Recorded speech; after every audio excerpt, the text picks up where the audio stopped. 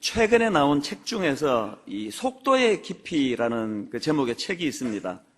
그 책에서 주장하는 포인트가 뭐냐 하면은 이 인간의 정신세계가 이 내적인 측면과 또 외적인 측면으로 그렇게 나눌 수 있는데, 이 디지털 세계를 살고 있는 현대인들은 이 외적인 측면으로만 기운다는 것입니다. 다시 말해서 현대인들이 무슨 인터넷이다 스마트폰이다 그래서 끊임없이 그 외적인 측면으로만 소통이 이루어지고 외부 세계와의 끊임없는 소통이 이루어지다가 보니까 이제 상대적으로 이 내면 세계의 그 중요성을 잃어버리고 있다는 겁니다. 예를 들면은 시간을 들고 천천히 느끼고 또 깊이 생각하는 내면의 깊이가 우리 현대인들에게 많이 결핍이 되어 있다는 겁니다. 그러다 보니 그 책 소제목에 이런 게 있는데요. 참을 수 없는 디지털의 분주함. 끊임없이 바깥 세상과 촘촘히 연결되고 소통하는 일을 너무나 많이 분주하게 이루어다 보니까 이제는 자기 내면 세계를 돌아볼 마음의 여유를 잃어버렸다. 이것이 이제 그 책에서 주장하는 내용입니다. 그래서 때로는 과감하게 이제 스마트폰을 꺼버리고 핸드폰을 끊어버리고 그러면서 깊이 자기를 성찰하는 그런 시간을 가져야 된다. 뭐 이런 것들을 주장하는 책입니다. 저는 그 책을 읽으면서 시편 1편 말씀이 생각났습니다. 예전에 특세 때 이 말씀을 같이 나눈 기억이 있습니다만은 이 시편 1편에 보면은 이제 두 구도로 나누어집니다. 하나는 복 있는 사람은 이렇게 되는 복 있는 사람의 한 구도가 있고, 여기에 대조되는 악인으로 표현되는 또 다른 한 구도가 있습니다. 그런데 가만히 보니까 이 시편 1편에 나오는 이 복 있는 사람은 굉장히 정적인 사람으로 묘사가 됩니다. 1절을 한번 보시겠습니까? 시편 1편 1절입니다. 복 있는 사람은 악인들의 꾀를 따르지 아니하며 죄인들의 길에 서지 아니하며 오만한 자들의 자리에 앉지 아니하고 이것도 하지 않고 저것도 하지 않고 또 이것도 하지 않는 그런 동적인 것들을 전부 다 거절하고는 2절에 가서는 이렇게 묘사합니다. 오직 여호와의 율법을 즐거워하여 그의 율법을 주야로 묵상하는 도다. 이게 얼마나 정적입니까? 움직임이 없습니다. 그런데 여기에 반해서 4절에 묘사되는 악인의 모습은 굉장히 동적입니다. 악인은 어떻게 묘사합니까? 4절을 보십시오. 악인들은 그렇지 아니하며 오직 바람에 나는 겨와 같도다. 여러분, 이 바람에 나는 겨를 한번 상상해 보십시오. 얼마나 역동적입니까? 그때그때 상황에 따라 민첩하게 움직이는 거, 이게 바람에 나는 겨입니다. 여러분, 이 두 모습 중에서 어느 쪽이 더 매력적입니까? 현대인들에게 있어서는 바람에 나는 겨, 굉장히 역동적입니다. 시류에 민첩합니다. 이게 오늘 우리들에게 얼마나 이게 잘 들어맞는 그런 역동적인 삶이냐는 겁니다. 옛날에 그 CF 광고에서 그게 그때 커피 광고였는지 이런 그 카피라이트 들어보셨을 거예요. 사랑은 움직이는 거야. 이거 바람핀 여자가 그 이제 남자한테 결별을 선언하면서 한 이야기에 사랑은 움직이는 거야. 그 한마디 우리 모두가 다 감동하고 동의하지 않았습니까? 맞아. 사랑은 움직이는 거지. 이게 가정으로 흘러 들어가가지고 이 세상에 어떻게 내가 결혼했다고 해서 한 여자만 사랑하고 죽을 때까지 살겠느냐. 그러면서 그냥 부인 말고도 또 사랑하는 여자 한둘쯤은 있어야지. 또 남편 말고도 사랑하는 애인 한둘은 있어야지. 사랑은 움직인다는데 이게 오늘 우리의 모습 아닙니까? 그러다가 보니까 시냇가에 심은 나무처럼 그 구닥다리처럼 이거 뭐 움직임도 없고 그냥 어제도 그 모습 오늘도 그 모습, 이 매력이 별로 없습니다. 우리 시대에. 사실 교회 성장하는 것도 가만히 보면은요, 그냥 그 목사가 끊임없이 자기 이름을 어떻게 알려보겠다고 혈안이 되어 있고 교회 돈을 가지고 막 맨날 광고하고 뭐 신문 내고 무슨 연합회 장 이런 거 좋아하고 그런 교회는 한결같이 성장합니다. 거기에 반해가지고 그냥 우직하게 자기 맡으신 자리에 별로 많지도 않은 숫자 성도들을 데리고 우직하게 목회하면은 사람이 모이지를 않습니다. 오늘 우리 시대에 이게 트렌드라는 게 그렇습니다. 그런데 여러분, 여기 나오는 이 바람의 겨가 이렇게 역동적이고 활발하게 움직이는데 본문을 가만히 보니까 이 바람에 나는 겨에서 문제가 하나 발견이 되는데요. 그게 뭐냐 하니까 상황에 따라 뭔가 분주하게 움직이고 있는 것 같기는 한데 일관된 방향이 없습니다. 겉으로 보기에 굉장히 역동적인 것 같지만 어떤 중심을 가지고 일정한 축을 가지고 목표를 향해 나가는 게 아니고 이리로 갔다가 저리로 갔다가 향방 없이 분주하기만 하니까 제자리만 돌고 있는 겁니다. 여기에 반해 시냇가에 심은 나무를 보십시오. 3절에 보니까 그는 시냇가에 심은 나무가 철을 따라 열매를 맺으며 그 잎사귀가 마르지 아니한 같으니, 겉보기에는 시냇가에 심은 나무는 매력도 없고 세상 변화에 둔감한 것 같고 민첩함이 없어서 답답한 것 같은데, 그런데 여러분, 이 바람에 나는 겨하고 시냇가에 심은 나무가 결정적으로 그 진가를 드러내는 때가 언젠지 아십니까? 미풍이 불 때는 바람에 나는 겨가 훨씬 매력적이에요. 상황에 따라 잘 움직여요. 그러나 바람이 조금만 세게 불면, 광풍이 불어닥칠 때 바람에 나는 겨는 흔적도 없이 소멸해버립니다. 거기에 반해 우직하고 재미없어 보였던 시냇가에 심은 나무지만 문제가 일어날 때, 광풍이 불어올 때 뿌리를 깊이 땅에다가 내렸던 그 결과로 요동하지 않는 것, 이게 성경이 말하는 지혜로운 사람이라는 거예요. 오늘 여러분, 우리들의 모습을 한번 가만히 보십시오. 우리 부모들이 아이들에게서 보여줘야 될 모습이 뭡니까? 우리 부모가 그냥 바람에 나는 겨와 같이 그렇게 이리 흔들리고 저렇게 흔들리면은 자녀들에게 일관된 교육이 되지 않습니다. 좀 은혜 받고 나면은, 야, 교회 가야지, 주일날. 그 주일 학교를 빠지면 안 된다 그랬다가 시험 기간이 다가오면은, 지난주 한 말 취소다. 학원 가야 된다. 좋은 대학 가야지. 이게 방향도 없고 목적도 없고 이렇게 저렇게 바람에 나는 겨와 같이 그렇게 신앙 생활을 지도하고 또 아이들을 가르치면 안 된다는 거예요. 교회 지도자도 마찬가지입니다. 저는 우리 교회 목사님들한테 간혹 그런 이야기를 합니다. 목사의 목사됨이 뭐냐? 그냥 뭐 쓸데없는 별로 뭐 내세우지 않아도 되는 때에 막 목사라는 권위를 세우고 목소리 깔고 막 팔자걸음 걷고, 그 나이도 그 30을밖에 되지 않은 그 젊은 사람들이 그 어른 앞에서 그냥 목사랍시고 뭐 어른 행세하고, 그게 목사의 목사됨이 아니라는 거예요. 어떤 면에서는 평상시에는 인기도 없어야 돼요. 어떤 때는 그냥 참 우리 목사는 구닥다리 같고 말이지 매력도 없고 그래가지고 핀잔이나 받는데, 그런데 그 젊은 목사가 말입니다, 그 성도가 어떤 요동되는 일을 만나고 광풍을 만날 때 그 젊은 목사가 우직하게 뿌리를 내린 시냇가에 심은 나무처럼 방향을 잡아줄 수 있는, 거기서 목사의 목사됨이 드러난다고 저는 생각합니다. 그 단임 목사도 마찬가지예요. 평소에 쓸데없이 단임 목사가 너무 많이 부각되는 건 옳지 않습니다. 무슨 모든 설교를 혼자 다 하고 그 목회는 그냥 자기 혼자 하는 것처럼 그렇게 하는 게 단임 목사의 모습이 아니에요. 있는 듯 없는 듯 평소에는 머릿속에 담겨지지도 않는데, 그런데 교회가 어떤 위기를 만나고 교회가 어떤 외부의 광풍을 만나가지고 흔들거릴 때 그때 단임 목사가 우직하게 시냇가에 심은 나무처럼 울타리를 쳐줌으로 교회가 요동하지 않도록 하는 역할, 이게 단임 목사가 할 일이라고 저는 생각합니다.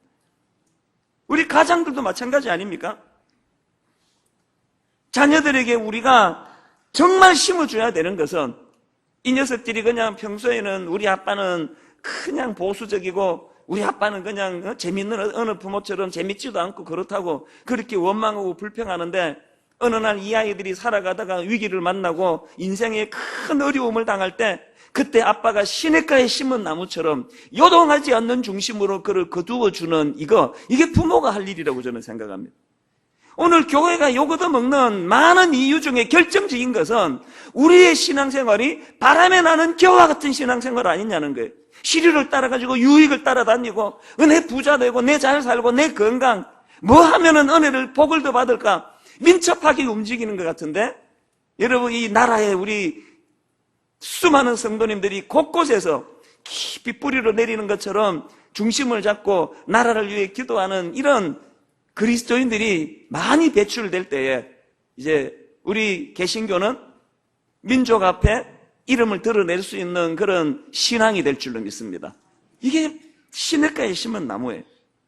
저는 이런 맥락에서 오늘 본문 말씀이 참 중요하다고 생각합니다. 여러분 지난 주일 우리가 살펴보지 않았습니까? 자격이 없는데 여전히 미숙한데 선행해서 우리를 너는 빛이다, 더 이상 어둠이 아니다 선언해 주시는 은혜를 누렸습니다. 이걸 신학 용어로 칭의라 그럽니다. 칭의. 사실은 의롭지 않은데 사실은 빛이라 말하기는 턱없이 부족한데 주님이 의롭다 인정해 주시는 거예요. 빛이라 인정해 주시는 거예요. 이런 은혜를 받은 우리가 어떻게 살아야 되느냐? 그 은혜에 감격해서 참 주님 앞에 우리의 삶을 노력하는 것, 그게 칭의에 대한 은혜에 대한 성화의 보답이라고 이야기합니다. 그게 오늘 본문이에요. 지난주 살펴본 것처럼 자격도 없는 우리에게 너는 빛이다 선언해 주시고는 오늘 본문에 보니까 그런즉이라는 접속사를 통해서 행동 지침을 주십니다. 15절을 보십시오. 그런즉 너희가 어떻게 행할지를 자세히 주의하여 지혜 없는 자같이 말고 오직 지혜 있는 자같이 하여. 여러분이 그런즉이라는 접속사로 말미암아 뭘 연결합니까? 자격 없는 우리에게 너는 빛이라 선언을 받는 은혜를 받았다면 그런즉 이렇게 살아야 된다는 행동 지침을 주는데 그게 뭐라고요?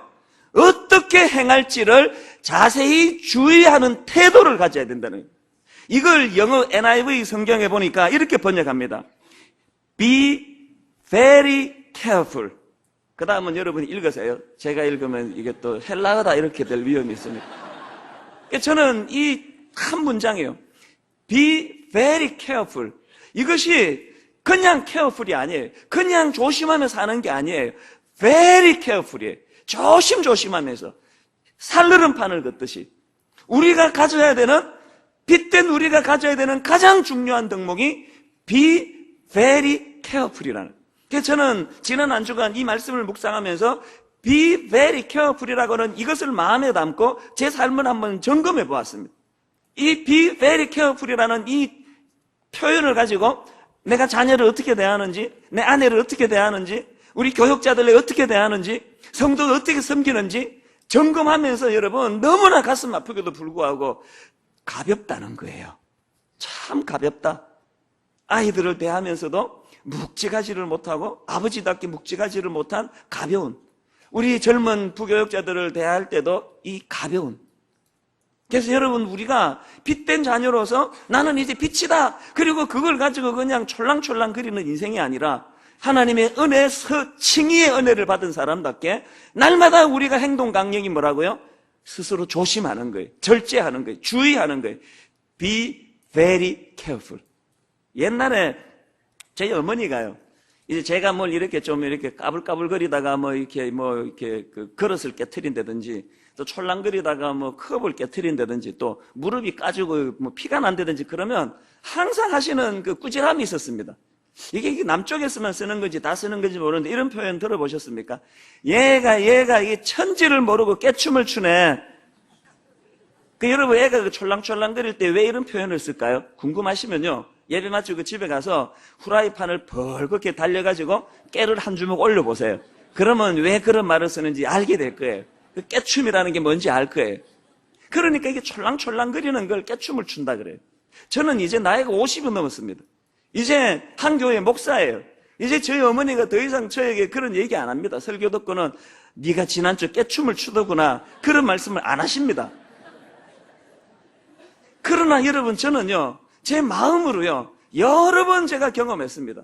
좀 이렇게 좀 경망스러워질 때, 조금 더 이렇게 유명해지고 싶어 하는 마음이 생겨날 때, 어떻게 하면은 그냥 신문에 이름 좀 석자 낼 수 있는 방법이 없나, 이런 유혹이 느껴질 때 제가 저에게 경고합니다. 얘가 또 천지를 모르고 깨춤을 추는구나. 어디서 이사를 좀 맡아달라. 어디서 한국교회를 목사님이 살려야죠. 차세대 지도자 아닙니까? 그런 소리가 들려지면 또 깨춤을 추라고 유혹을 하는구나. 마음으로 제가 그것을 독백하는 거예요. 그게 바로 오늘 본문의 Be very careful이에요. 오늘 저를 위시한 우리 모든 성도님들이 그냥 시류에 따라 바람에 나는 겨처럼 촐랑촐랑 거리는 인생이 아니라 묵직하고 깊은 영성을 가지고 신중하고 진중한 그런 그리스도인의 모습으로 살아가게 되시기를 바랍니다. 그게 오늘 15절의 모습입니다. 그런즉 너희가 어떻게 행할지를 자세히 주의하여 그 결과 어떻게 해요? 지혜 없는 자같이 하지 말고 오직 지혜 있는 자같이 하여. 오늘 이 본문에서 말하는 지혜 있고 없으면 잣대가 딱 하나예요. Be very careful. 삶 속에 얼마나 그가 신중하나, 얼마나 그렇게 가볍고 촐싹거리지 않느냐, 그걸로서 지혜 있고 없음이 결정이 된다는 거예요. 여러분, 이 지혜 있음을 신중함으로 이 지혜 있는 삶을 산 대표적인 케이스가 다윗 아닙니까? 세상에 그는 너무너무 억울한 일을 당하고 사울에게 죽일 고비를 여러 번 넘기면서도 그는 얼마나 진중하게, 나중에는 사울을 죽일 수 있는 기회가 왔을 때도 감정대로 자기가 촐싹거리지 않고 깊이 be very careful. 하나님은 이것을 어떻게 생각하실까? 그렇게 하나님 뜻을 구현했던 사람이 다윗이에요. 그랬더니 여러분, 놀라운 결과가 일어났습니다. 사무엘상 18장 15절에 보니까 사울은 다윗이 크게 어떻게 함으로 지혜롭게 행함을 보고 그를 두려워하였으나, 지금 손에 칼은 사울이 쥐고 있는데, 죽이려고 달려드는 것은 사울인데, 권력을 갖고 있는 것은 사울인데, 도망다니는 것은, 힘이 없는 것은 다윗인데, 누가 누구를 두려워한다고요? 다윗이 사울을 두려워하는 게 아니라 사울이 다윗을 두려워하더라는 거예요. 이게 우리의 모습이어야 돼요. 우리가 세상에 총칼을 손에 쥐려고 몸부림치는 게 아니라 아무것도 가진 게 없지만 하나님의 be very careful의 이 신중함을 가지고 나아갈 때 그 지혜 가진 자가 세상이 그를 두려워한다는 거예요. 이게 어떻게 가능한가 보니까 바로 앞구절 14절입니다. 다윗이 그의 모든 일을 지혜롭게 행하니라. 그 다음에 여호와께서 그와 함께 계시니라. 오늘 여러분, 우리가 더 신중하고 더 시냇가에 심은 나무처럼 바람에 나는 겨처럼 촐랑거리지 아니하고 하나님의 뜻을 구할 때 하나님의 영성이 우리에게 더 씌워질 줄로 믿습니다. 그런가 하면 오늘 본문에서 얻을 수 있는 교훈이 하나 더 있는데요. 이렇게 신중해서 얻을 수 있는 지혜가 있다면 그 지혜를 삶 속에서 어디에다 이 지혜를 사용해야 되는가? 본문은 두 가지로 그것을 적용해서 말씀해 주십니다. 첫째로요, 그 지혜가 어디에 필요하다고요? 시간 사용에 이 지혜가 필요하다는 겁니다. 16절에 세월을 아끼라 때가 악하니라. 또 시편 90편 12절에도 보니까 우리에게 우리날 계수함을 가르치사 지혜로운 마음을 얻게 하소서. 시간 사용과 이 지혜의 상관관계를 말해주는 겁니다. 여러분, 우리가 잘 아는 탕자의 비유의 둘째 아들 아시죠? 그 못된 자식이 아버지가 돌아가시지도 않았는데 아버지에게 유산을 달라 그래서 창기와 노란하고 허랑방탕해서 다 써버린 그 나쁜 놈이에요.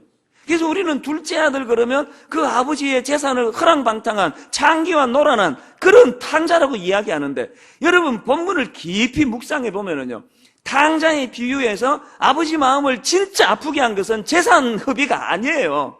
뭘 보고 합니까? 그 아버지가 얼마나 부유하신지, 그 둘째 아들이 그렇게 허랑방탕하고도요, 아버지의 부유함이 조금도 줄지 않았습니다. 나중에 그 송아지를 잡고 가락지를 끼워주면서 잔치를 배설하는 거 보세요. 이거 우리에게 적용해 보자고요. 우리가 무슨 바람을 피고 그냥 돈을 어디다가 빠짐고 가서 돈을 다 날리고 무슨 뭐 이렇게 가지고 쓸데없이 돈을 다 허랑방탕한 그것도 나쁜 거지만, 정말로 나쁜 게 뭔지 아십니까? 이 둘째 아들이 탕자일 수밖에 없는 것은 부모의 재산을 탕진한 그것이 아니라 아버지 입장에서 제일 가슴 아픈 것은 시간을 낭비한 것, 시간을 허비한 것. 네가 허비한 돈은 얼마든지 내가 대신 메꾸어 줄 수 있지만 한 번뿐인 너의 젊음은 내가 대신해 줄 수 없다는 거예요. 오늘 우리가 알아야 돼요. 뭐 말만 하면은 뭐 내가 뭐 바람을 펴, 내가 뭐 돈을 낭비해, 내가 술을 마셔, 뭐 여자 지르래.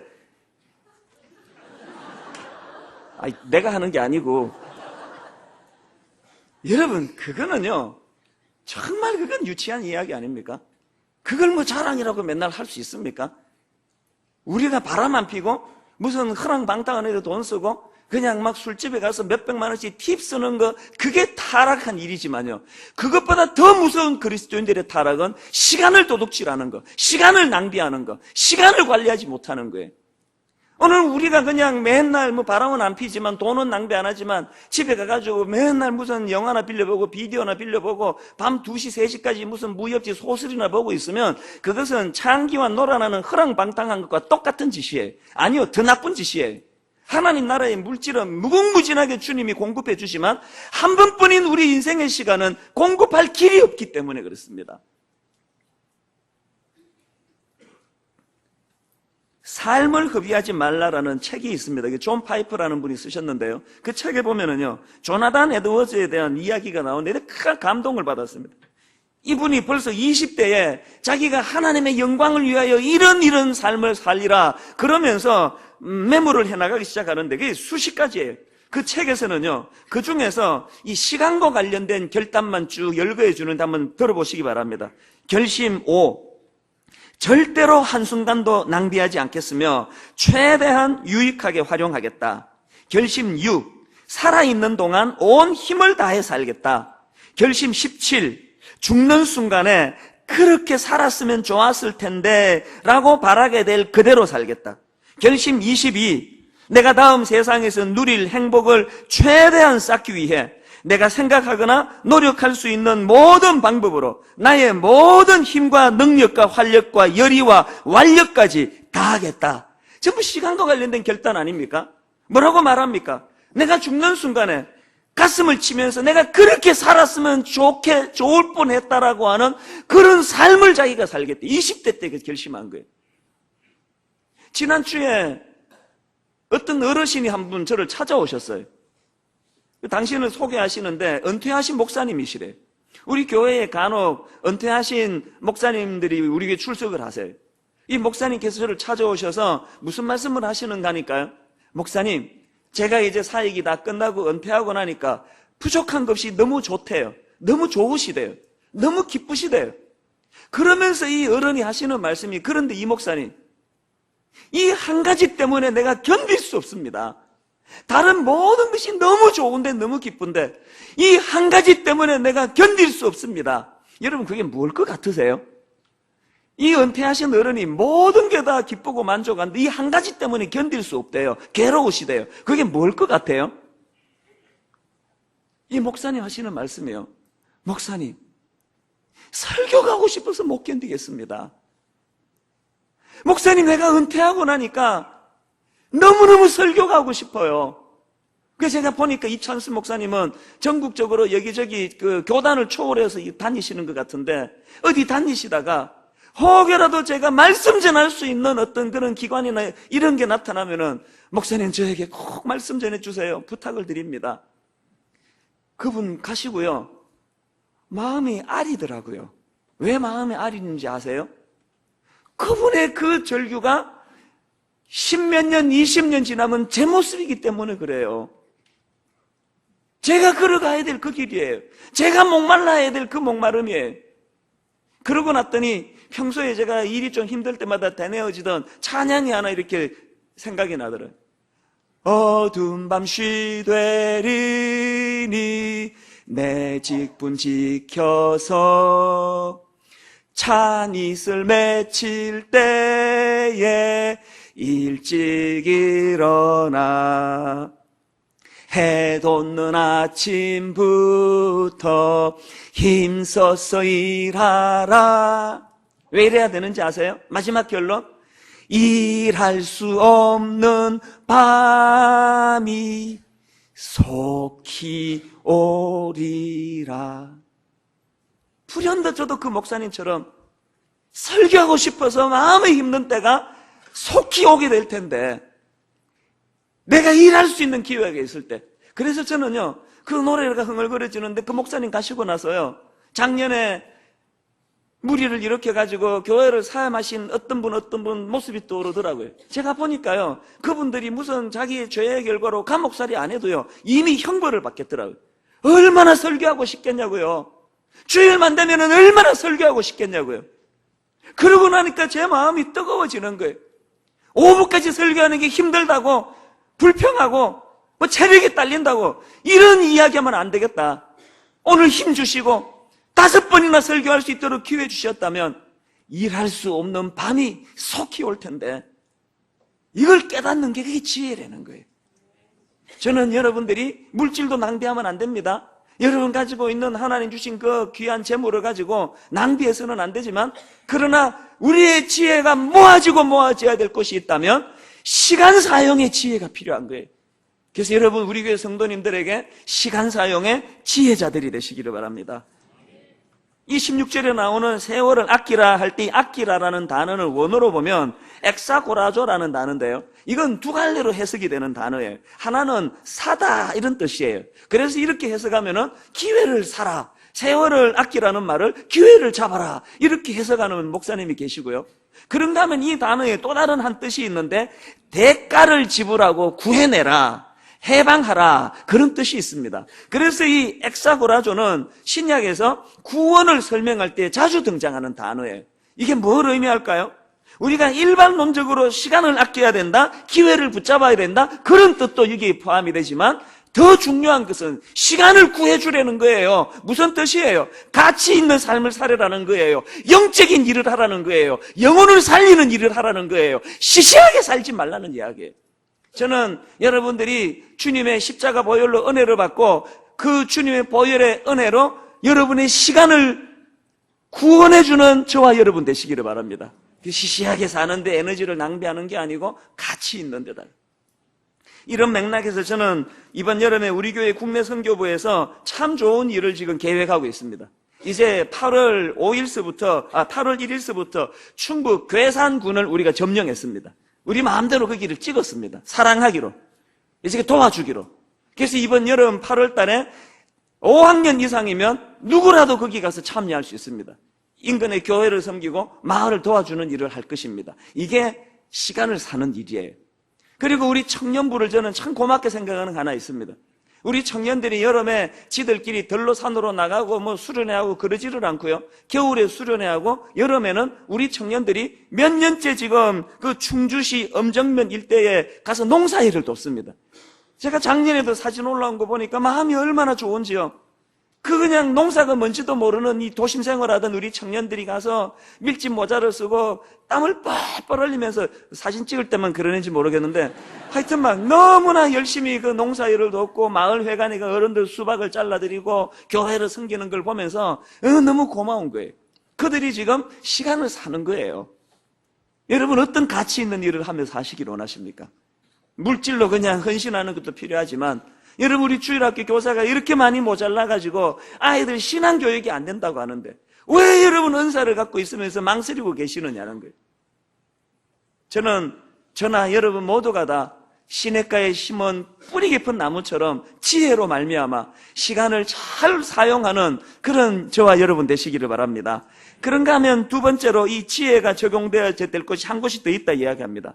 하나님 뜻을 분별하는데 이 지혜가 필요하다는 것입니다. 17절 그러므로 어리석은 자가 되지 말고 오직 주의 뜻이 무엇인가 이해하라. 이 주님의 뜻을 분별하는 건 학력으로도 안 됩니다. 박사학위 가지고도 안 됩니다. 하나님의 지혜가 필요한 거예요. 여러분 마리아를 보세요. 지난주에 말씀드렸던 옥합을 깨트려가지고 주님에게 그 헌신했던 그 마리아. 그는 예수님의 제자들에 비해서 3년 동안 집중 교육을 받은 제자들에 비해서 교육받은 것도 없어요. 그는 향유를 부었기 때문에 그 교육 많이 받은 제자들에게 자기 확신에 빠진 제자들에게 오히려 욕을 얻어먹고 꾸지람을 듣는데 주님께서는요 마리아가 옳다 그러면서 그 행동을 영적으로 주님이 해석해 주시는 거예요. 이게 어떻게 가능할까요?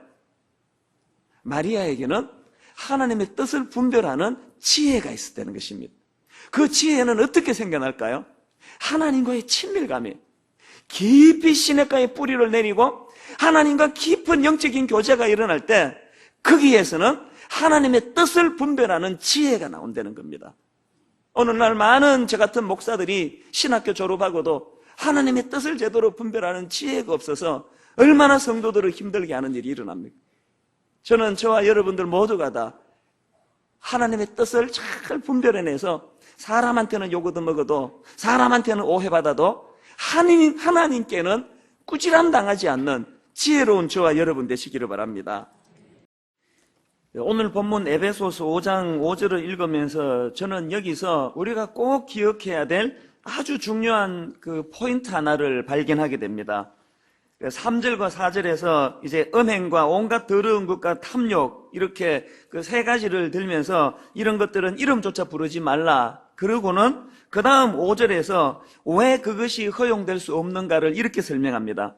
너희도 정녕 이것을 알거니와 음행하는 자나 더러운 자나 탐하는 자 곧 우상숭배자는 다 그리스도와 하나님의 나라에서 기업을 얻지 못하리니. 이 5절에 나오는 이 하나님의 나라 할 때 이 원어로 보면 이 왕국이라는 뜻을 가진 바실레이아라는 단어가 나오는데, 이 단어는 예수님께서 공생애를 시작하시면서 가장 먼저 선포했던 단어 중에 하나입니다. 마태복음 4장 17절에 이때부터 예수께서 비로소 전파하여 이르시되 회개하라 천국이 가까웠느니라. 여기에 천국이 나오고요. 또 마태복음 3장 1절과 2절에 그때의 세례 요한이 이르러 유대 광야에서 전파하여 말하되 회개하라 천국이 가까이 왔느니라 하였으니, 지금 오늘 읽었던 에베소서 5장 5절에서 이 하나님의 나라, 그리스도와 하나님의 나라 할 때 이 개념이 예수님이 이 땅에 오셔서 가장 먼저 선포하셨던 그 개념과 같은 내용입니다. 그러니까 예수님의 공생의 사역의 시작도 이 하나님 나라의 선포로 시작이 됐고, 수많은 이적 기사를 일으키셨던 그 포인트도 하나님의 나라를 위해서 그렇게 하신 거고, 마지막에 주님이 십자가 지시고 부활하셨다가 승천하시기 전에 40일 동안 제자들을 가르치셨던 마지막 메시지도 이 하나님 나라에 관한 것이었습니다. 이렇게 주인 되시는 우리 주님께서 하나님 나라에 초점을 맞추고 계시다면 신앙생활하는 우리도 당연히 우리 신앙의 초점은 하나님 나라여야 된다는 것입니다. 오늘 본문 5절이 그것을 강조하고 있습니다. 우리가 음행과 온갖 더러운 것과 탐욕을 피해야 되는 것은 그게 도덕적이고 윤리적인 삶을 위해서도 필요한 거지만, 더 궁극적으로는 그게 하나님 나라를 기업으로 받는데 그것이 필요한 사항이라는 겁니다. 그런가 하면 또 한 가지, 이 5절 말씀을 뒤집어서 생각해 보면은 우리 내면에 음행과 온갖 더러운 것과 탐욕과 부도덕한 것들이 우리를 유혹할 때 그것을 이겨낼 수 있는 강력한 무기가 바로 하나님 나라에 대한 소망을 갖는 것입니다. 사람들이 왜 막 삽니까? 제가 그 청소년 사역할 때 보니까요, 고3 애들이 2시간씩 자더라고요. 2시간씩 잠을 자고 예배 보러 와도 걔들은 눈빛이 살아있습니다. 바짝바짝 거리는데 왜 그게 가능하냐 보면은 대학 이후에 자기가 누리게 될 어떤 소망이 있는 아이들은 현실적인 피로를 다 이겨내더라고요. 포기한 애들은요, 하루 10시간씩 자고도 눈이 힘들어요. 왜 막 삽니까, 우리가 세상을? 우리가 세상을 막 사는 것은 이 하나님 나라에 대한 소망이 없기 때문이라는 겁니다. 요한 1서 3장 1절부터 3절까지 참 그 의미 있는 메시지가 나옵니다. 보라, 아버지께서 어떠한 사랑을 우리에게 베푸사 하나님의 자녀라 일컬음을 받게 하셨는가. 우리가 그러하도다. 그러므로 세상이 우리를 알지 못함은 그를 알지 못함이라. 사랑하는 자들아, 우리가 지금은 하나님의 자녀라. 장래에 어떻게 될지는 아직 나타나지 아니하였으나 그가 나타나시면 우리가 그와 같을 줄을 아는 것은 그의 참모습 그대로 볼 것이기 때문이니. 그 다음 보십시오. 주를 향하여 무엇을 가진 자? 이 소망을 가진 자마다 그의 깨끗하신 것 같이 자기를 깨끗하게 하느니라. 장차 재림하실 예수 그리스도, 그분으로 말미암아 완성하게 될 하나님 나라를 소망하고 하나님 나라를 꿈꾸는 사람들은 세상을 막 살지 않는다는 거예요. 깨끗하게 살려고 몸부림친다는 거예요. 죄와 싸워 이길 능력을 우리가 갖게 된다는 겁니다. 오늘 교회의 위기는 다른 데 아닙니다. 오늘 교회의 변질은, 오늘 교회의 타락은 이 하나님 나라에 대한 소망이 옅어져 버린 것. 그래서 우리가 막 사는 거예요, 구분 없이. 우리가 막 그냥 탐욕과 이런 어떤 정욕과 탐심, 음행, 더러운 것, 그 막 뒹굴고 사는 이유는 여기에 있다는 것입니다. 근데 여러분, 여기서 한 가지요. 이 앞에서 언급했던 이 3절을 보면은 이 땅을 사는 동안 피해야 될 악한 것들을 대표해가지고 세 가지를 언급하는데, 음행과 온갖 더러운 것과 탐욕, 이것을 지금 제시하는데, 이 음행이라는 것은요, 원어로 보면은 헬라어로 포르네이아라는 단어고, 느낌이 많이 들은 것 같지 않습니까? 이 포르네이아는 영어의 포르노의 어원입니다. 이게 무슨 뜻인지 딱 알 수 있지 않습니까? 부정, 매춘, 우상숭배 이런 뜻을 가지고 있습니다. 그리고 이 단어의 파생 의미로 팔아버리다라는 의미가 있습니다. 포르노에 빠져 있고 또 이런 정욕의 음행에 빠져 있는 것은 그것은 영혼을 팔아버리는 것, 그것은 순교를 팔아버리는 거예요. 그런가 하면 그 다음 나오는 이 더러운 것이라는 단어도 원어로 보면은 이 단어는 당시에 종종 그 성적인 부도덕함 이런 것과 관련해서 사용하는 단어입니다. 그러니까 이 음행이라는 것과 더러운 것은 유사한 단어예요. 그리고 마지막에 나오는 이 탐욕이라는 단어는 이런 뜻을 갖고 있습니다. 점점 더 가지려고 하는 마음의 상태, 이게 탐욕입니다. 저는 이 3절에서 뭘 발견하는가 하면은요, 우리가 지난주에 에베소서 5장 1절과 2절을 통해서 하나님을 본받아야 되는데 우리가 본받아야 되는 건 사랑이고 그 사랑은 뭐라고요? 내어주는 사랑, 희생하는 사랑이라 그랬습니다. 기억하십니까? 5장 1절 2절 그러므로 사랑을 받는 자녀같이 너희는 하나님을 본받는 자가 되고 그리스도께서 너희를 사랑하신 것 같이 너희도 사랑 가운데서 행하라. 그는 우리를 위하여 자신을 버리사 향기로운 제물과 희생 제물로 하나님께 드리셨느니라. 그래서 2절에 하나님의 참 사랑이 묘사됩니다. 하나님의 참 사랑은 뭐라고요? 내어주는 사랑, 희생하는 사랑이라고. 그런데 놀랍게도 바로 그 다음 3절에서 유사품 사랑이 나오는 거예요. 여러분, 이 포르노, 불륜 이거 다 뿌리는 사랑 아닙니까? 놀라운 것은 오늘도 이 하나님의 정품 사랑이 2절에 나오는데 오늘 악한 세력은 하나님의 유사품 사랑으로 우리를 공격하고 있다는 거예요. 이단의 특징은 너무나 정품과 비슷하게 다가온다는 거예요. 이단일수록 성경을 더 강조합니다. 우리보다 성경 더 많이 읽힙니다. 그러고 나서 이단의 결론은 뭡니까? 신천지가 아무리 요한계시록 해석을 논리정연하게 잘해도 더 그럴듯하게 설명해도 그래서 그 결론이 뭡니까? 결론이 이만이라는 그들이 그 믿고 섬기는 한 인간을 영생불사하는 사람이다. 그런 결론이 있으면 그 과정이 아무리 그럴듯해도 그건 유사품이라는 거예요. 이찬수 목사가 여러분 아무리 감동시키고 눈물을 펑펑 쏟게 해도 결론이 나 섬기라 이렇게 메시지가 내려지면 저는 사악한 유사품이에요. 결론은 예수 그리스도 하나님 나라예요. 그 이단에 대해서 여러분이 갈등할 거 없어요. 그 성경 공부 그럴듯하게 가르친다고 해서 자꾸 혹하는 거 보면 너무 안타까워요. 너무 논리정연하다니까요. 이자 성경 펴봐라 계시록 그러면서 원숭이 똥구녕은 빨갛지 않냐? 빨간 건 사과지 않냐? 얼마나 논리정연해요. 사과는 맛있지 않느냐? 그 맛있는 건 바나나야. 바나나는 길지 않냐고. 긴 거는 기차 아니냐고. 기차는 빠르지. 빠른 건 비행기. 비행기는 높지 않냐? 높은 것은 백두산. 백두산 뻗어내려 그러면 원숭이 똥꾸녕하고 백두산하고 아무 상관이 없는 결과가 일어난다니까요. 지금 저도 뭔 소리 하는지 모르겠는데 자꾸 사람들이 이렇게 논리정연한 거. 계시록이 너무 그럴듯하다는 거예요. 계시록이 너무 그럴듯해도 결론은 그 원숭이 자꾸 이런 말을 했었는데 원숭이 그 시기하고 그 백두산하고는 아무 상관없는 결론이에요. 그 이만희씨라는 한 인간하고 예수 그리스도하고는 아무 상관없는 이야기예요. 사단은 오늘도 유사품으로 다가옵니다. 그러면 여러분 이 오리지널 사랑하고 2절에 나오는 오리지널 사랑하고 3절에 나오는 유사품 사랑하고를 어떻게 구분할 수 있냐고요? 2절에서 말씀드렸잖아요.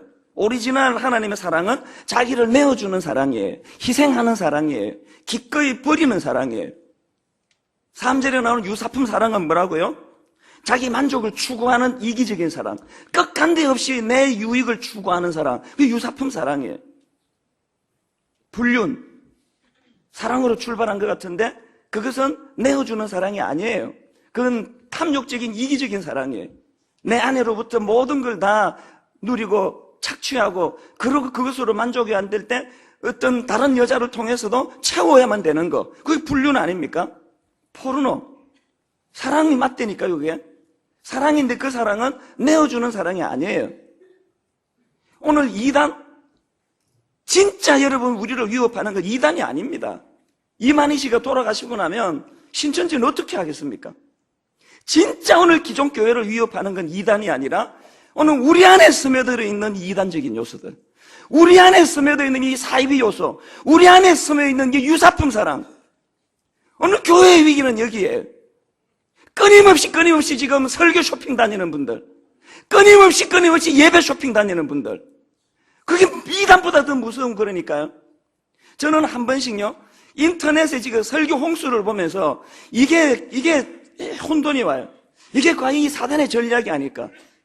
끝간데 없이 우리 말초신경을 자극하는 좋은 설교, 좋은 선교를 찾아가지고, 그것은 유사품 사랑이에요. 옛날에 우리 어른들은요, 설교 이렇게 그냥 요새 젊은 목사들처럼 옛날 우리 어른들 배우던 목사님은 성경학교 나오시고 그래서 우리보다도 설교 훨씬 논리적이지 못했습니다. 더 지루했습니다. 그럼에도 불구하고 그 어른들이 눈물로 부르던 찬양을 잊을 수 없어요. 악을 꼴짝 빈더라도 존귀 영광 모든 권세 주님 홀로 받으소서. 멸시천대 십자가는 제가 지고 가겠습니다. 이 정품 사랑이에요. 오늘 교회는 너무나 변질돼서 유사품 사랑 달래는 거예요. 예수 믿고 복 받고 싶다는 거예요. 내가 예수 이름도 팔고 예수 능력도 팔고 거기다가 뇌물도 쓰고 거기다가 뒷돈도 거래하고 세금도 떼먹고, 그러고도 내가 그렇게 목말라는 지금 돈이 안 모이는데, 물질이 안 모이는데, 내가 세상적으로 높은 자리에 안 올라가지는데 예수님 한 번만 더 죽어달라는 거 아닙니까? 한 번 죽어서 효과가 없다는 거 아닙니까? 오늘 우리가 여기 앉아있는 것, 그 동기가 무언지를 돌아봐야 됩니다. 오늘 교회의 너무나 위기는 이 3절에 있는 유사품 사랑. 그래서 전부 탐욕적이고 더 가지기를 원하고 나를 만족시키고, 그래서 설교도 점점 이제 조미료를 많이 타야 됩니다. 이 손님을 끌려면은 조미료 타고 막 그냥 하여튼 맛있게 만들어야 되는 게 맛있게. 오늘 우리는 이 사단의 전략에 지금 놀아나고 있는지 모릅니다. 하나님의 정품 사랑은 내어주는 사랑이에요. 희생하는 사랑이에요. 부부관계에서 지금 교회 안에서 지금 너무나 이런 부분에서 내 목마름을 채우려고 하는 그 탐욕, 3절에 나오는 탐욕이 더도 덜도 그 뜻이에요. 저는 오늘 우리가 늘 소망해야 되는 것은 도덕적인 삶도 아니고 윤리적인 삶도 아니고 사람들에게 칭찬받는 삶도 아니고 하나님 나라예요. 하나님 나라. 그리고 우리가 추구해야 되는 하나님 나라는 두 갈래인데요. 하나는 현재적인 하나님 나라고 하나는 미래적인 하나님 나라입니다. 현재적인 하나님, 미래적인 하나님, 이게 무슨 말씀인가 하면은 예수 그리스도의 초림과 십자가로 말미암아 이제 이 땅에서 이미 하나님의 나라가 건설되기 시작했습니다. 그리고는 이제 장차 예수 그리스도의 재림으로 말미암아 완성될 하나님 나라를 우리는 갈망하고 있습니다. 그리고 이미 주님의 십자가를 통해서 구현된 하나님의 나라는 하나님의 통치, 하나님의 다스림이 있는 영역 아래 있는 그곳이 현재 임하는 하나님 나라입니다. 그래서 저는 오늘 이 개념을 두 가지로 설명하는데요. 이미와 아직, 영어로 already와 not yet, 예수 그리스도의 초림과 예수 그리스도의 재림 사이를 살아가는 오늘 우리 시대에 현재적인 하나님 나라를 추구하고 미래적인 하나님 나라를 추구해야 되는데, 이거 두 가지로 설명합니다. 첫째로요, 우리는 이 현재적인 하나님 나라는 어떻게 해야 됩니까? 누려야 된다는 게, 누리며 살아야 된다는 게. 주님이 가르치신 주기도문을 보면은요, 마태복음 6장 9절에서 주님이 이렇게 기도를 가르치십니다. 그러므로 너희는 이렇게 기도하라. 하늘에 계신 우리 아버지여, 이름이 거룩히 여김을 받으시오며 나라가 임하오시며, 그 다음 보십시오. 뜻이 하늘에서 이루어진 것 같이 땅에서도 이루어지이다. 나라가 어떻게 임한다고요? 이 말을 의역하면 이 땅에서도 하나님의 다스림이 구현되는 하나님 나라가 이루어지도록 기도하라는 거예요. 이 땅에서 하나님 나라가 어떻게 구현된다고요? 하나님이 다스리는 영역 안에 들어가면, 그 하나님의 다스림의 영역에서 순종하면 그게 하나님 나라가 이루어진다는 거예요. 오늘 여러분의 가정이 현재적으로 임하는 하나님 나라가 될 수 있을 줄로 믿습니다.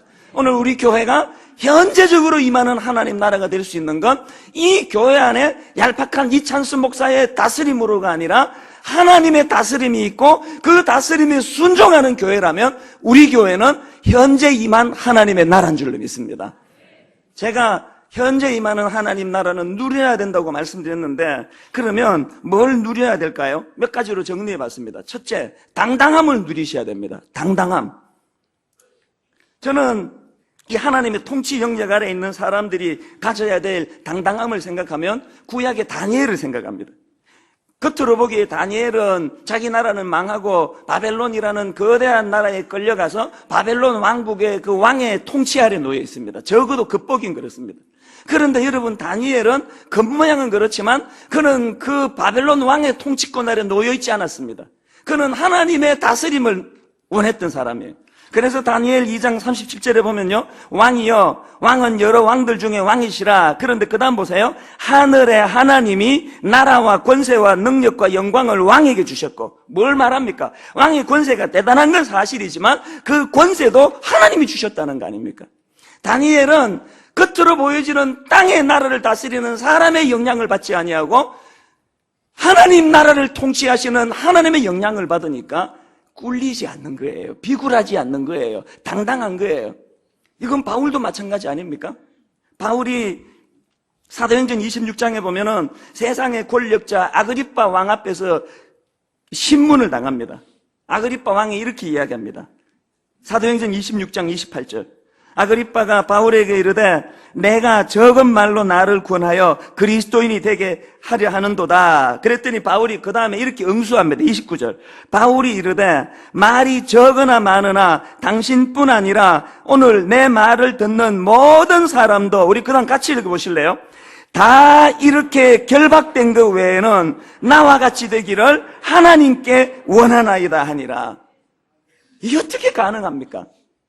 지금 현실 권력자 앞에서 신문을 받고 있으면서 내가 이렇게 결박당한 그 외에는 당신과 모든 사람들이 나와 같이 되기를 원합니다. 이 당당함은 어디서 나오는 거냐고요.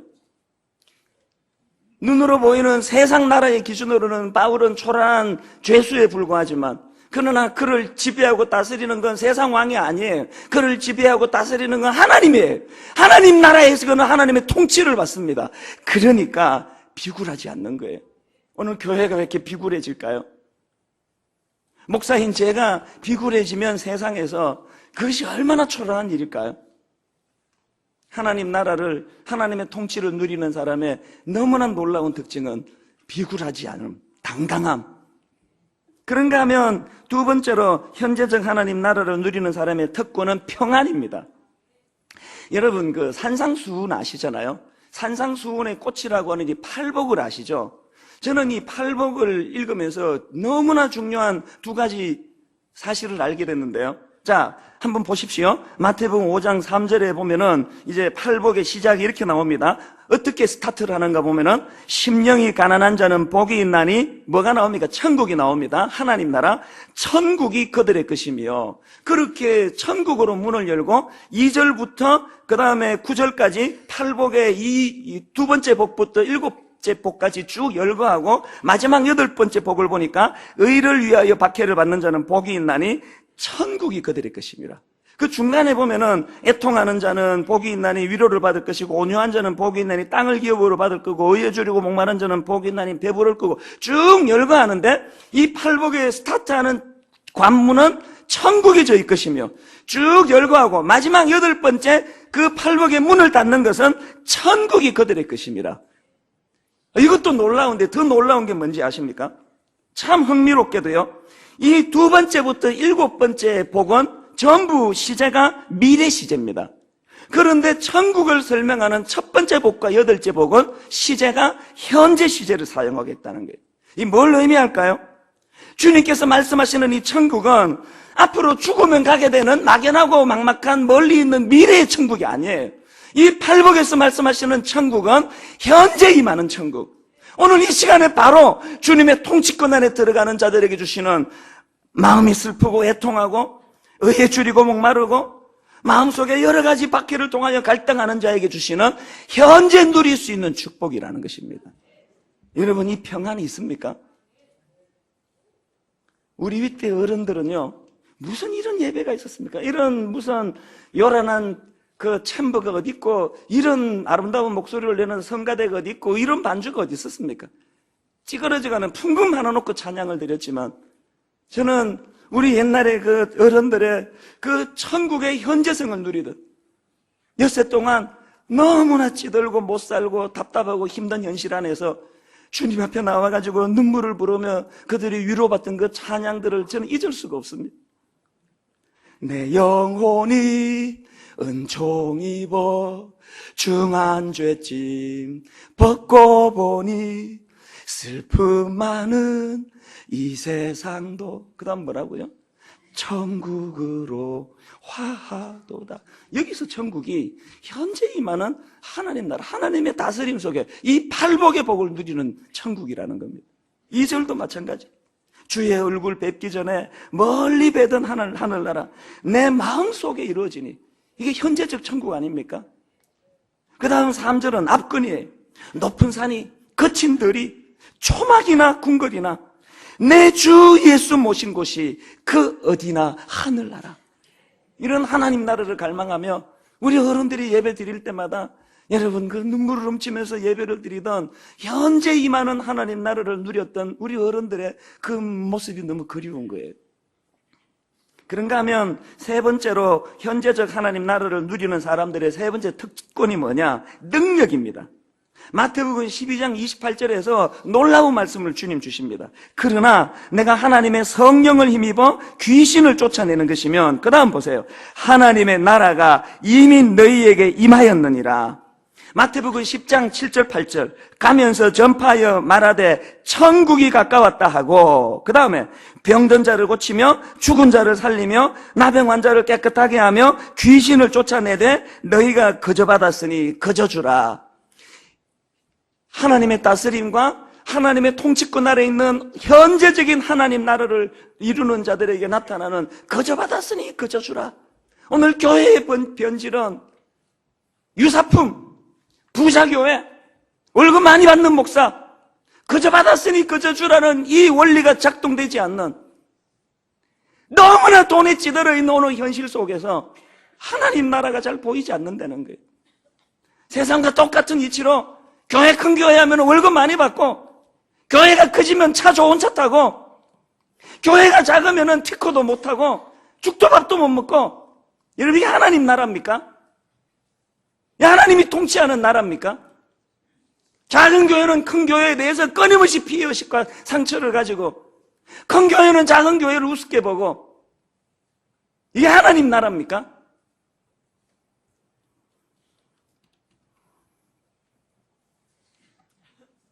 저는요, 주님께서 천국을 전파하라 그러면서 병든 자를 고치고 죽은 자를 살리고 나병 환자를 깨끗게 하고 귀신을 쫓아내고 거저받았으니 거저주라는 이런 말씀을 읽으면서, 우리 교회가 신비주의자들이 모인 교회는 아니지만 저는 개척 초기부터 기도합니다.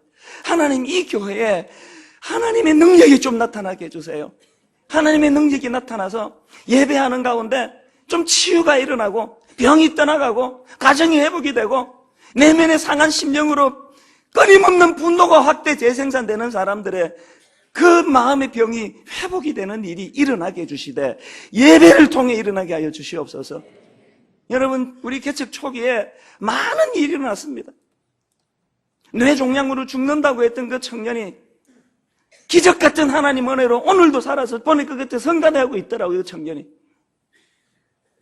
깨어지고 이혼한 가정에서 예배를 통해서 다른 게 해준 거 없어요. 무슨 요란한 강사 모셔가지고 이상한 짓 한 적 없습니다. 예배 드리는데 가정 회복되더라고요. 특세 마지막 날 이혼한 가정이 재결합하는데 제가 정인이 되어준 적도 있습니다. 왜 오늘 여러분 멀쩡히 교회는 이 교회를 다니는데 병 생기면 이상한 권사님 찾아갑니까? 왜 교회는 이 교회 다니는데 문제 생기면 왜 기도원 찾아갑니까? 왜 찾아갑니까? 교회 안에서는 이런 일이 안 일어난다는 거 아닙니까? 금요 기도회에 와서 기도 왜 안 합니까? 교회 안에서는 이런 일이 안 일어난다는 거 아닙니까? 그러면 어떻게 해야 됩니까? 공교육 살려야죠. 그래서 자꾸 사교육 가면 됩니까? 학교 살려야죠. 여러분, 교회가 능력이 안 나타난다고 자꾸 외곽으로 다니면 교회가 어떻게 되느냐고요. 우리 모두의 소원은 하나님, 그 무슨 이상한 권사 찾아가고 이상한 기도원 찾아가고 그러다가 신비주의자 만나고 옆길로 빠지는 일이 너무 많은 현실인데, 주여, 건전한 교회 안에서 하나님의 능력이 나타나게 하여 주옵소서. 건전한 교회 안에서 예배 드리다가 그런 일이 좀 일어나게 하여 주시옵소서. 이게 우리 소원이에요.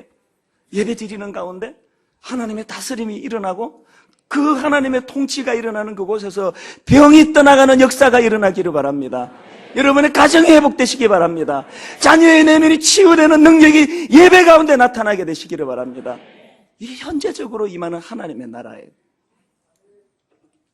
그런가 하면은 빌립보서 4장 13절에 나오는 또 다른 능력, 내게 능력 주시는 자 안에서 내가 모든 것을 할 수 있느니라. 이 능력은 무슨 능력입니까? 이겨낼 수 있는 초월하는 능력.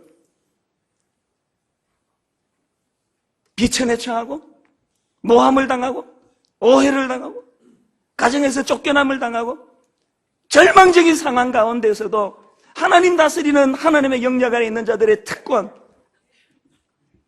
내게 능력 주시는 자 안에서 이 모든 것을 넉넉히 이길 수 있는 능력을 가지게 되는 이 능력. 저는 예배 잘 드린 여러분 더 강해지시기를 바랍니다. 더 담대하시고. 이게 현재적 천국의 특권이에요. 그런가 하면 마지막 네 번째로 현재적 하나님 나라를 누리는 사람들의 특권이 뭡니까? 내면적으로는 거룩이요, 그것이 흘러넘치면 성김인 줄로 믿습니다. 여러분, 오늘 이 시간 이후로 이 베드로전서 1장 16절만큼은 머리에 그냥 각인을 시켜야 됩니다. 내가 거룩하니 너희도 거룩할지니라. 예수 믿는 우리들에게 이 말씀은 선택이 아닙니다. 하나님이 거룩하시기 때문에 그 하나님의 통치권 아래에 있는 우리 모두가 거룩해야 된다는 거예요. 여러분, 거룩하지 않은 목사가 전하는 거룩한 메시지가 힘이 있겠습니까? 입만 떼면 거짓말하는 목사가 전하는 그 메시지가 능력이 나타나겠습니까? 오늘 우리가 회복해야 되는 건 거룩이에요. 이 거룩을 위하여 목숨을 걸어야 돼요. 그리고 이 거룩이 바깥으로 흘러넘치는 것이 섬김이에요. 뭐라고 그랬습니까? 유사품 사랑은 탐욕이에요. 점점 더 가지려는 마음의 상태예요. 그러나 하나님의 진품 사랑은 흘러넘쳐 들어온 이 거룩으로 흘러내보내는 것이 섬김입니다. 여러분, 내일 오전에 꼭 기도하셔야 됩니다. 지난주 말씀드렸던 지금 여기 장애인 복지관 그 수탁을 지금 전문가들이 지금 우리 교회를 심사합니다. 그래서 여기에 탈락되지 않도록 여러분, 뜬금없이 알지도 못하는 그 장애인을 위하여 출연금을 무려 20억 원이라는 돈을, 그리고 매년 10억씩 지금 쏟아 넣어야 되는 일을 왜 해야만 되느냐고요? 왜 해야 된다고요? 그게 교회이기 때문에 그렇습니다. 탐욕적이고 이기적인 사람들의 집단이 아니라 흘려보내는, 내어주는, 이것이 진품 사랑이기 때문입니다. 거룩하십니까? 여러분, 직장에서 거룩하십니까? 그리고 여러분의 사랑을 흘려내보내고 계십니까? 그런가 하면은요, 큰 두 번째로 미래적 하나님 나라, 이 미래적 하나님 나라 어떻게 해야 됩니까? 소망해야 된다고요. 소망해야 된다. 현재적 하나님 나라는 누려야 된다면 미래적 하나님 나라는 소망해야 된다는 겁니다. 저는요, 이 미래적 하나님 나라를 소망하고 사는 게 뭔가를 생각하면 다윗의 대관식을 생각합니다. 사무엘상 16장에서 이미 다윗은 왕으로 기름 부음을 받습니다. 하나님이 기름 부으시면 끝난 거 아닙니까? 이미 그때부터 그는 왕이에요. 그는 하나님의 기름 부으심을 받았는데 무려 15년 이후에 세상 왕으로 등극을 합니다. 이게 올레디와 낫예시예요. 하나님은 이미 그에게 왕으로 기름 부으셨어요. 그러나 아직 등극은 안 했습니다. 이게 올레디와 낫예시, 이 당시 우리의 모습이에요. 다윗이 하나님이 인준해 주셨고 하나님이 기름 부으셨는데 눈 떠보니까 달라진 게 하나도 없어요. 핍박이 더 심해졌습니다. 15년을 도망 다녔습니다. 여러분, 어떻게 다윗이 그 인고의 세월을 이겨낼 수 있었을까요? 소망이에요, 소망. 다윗이 끊임없이 살해 위협을 당하고 이번에는 이제 죽었다, 도망갈 길이 없다, 인간의 생각으로, 인간의 상식으로 이렇게 내가 죽는구나 하는데 하나님이 또 피할 길을 주세요. 그러면 다윗은요, 그 피할 길을 모면하게 된 것도 감사하지만 그 피할 길을 통해서 무슨 확신이 있습니까? 이 하나님의 기름 부으심이 가짜가 아니구나. 미래를 소망하는 거예요. 저는 다윗의 생애를 보면서 영화 보면서 맨날 느끼는 거, 주인공은 죽지 않는다. 총알은 피해 다니고 주인공은 죽지 않습니다. 다윗에게 그 확신이 든 거예요. 내가 비록 세상적으로는 인정받지 못했지만 already 이미 나는 하나님의 기름 부으심을 받았다. 이것이 다윗을 절대로 좌절하지 않게 만든 능력인 줄 믿으시기 바랍니다. 저는 이 말씀을 준비하다가 개척 초기가 또 생각이 나더라고요.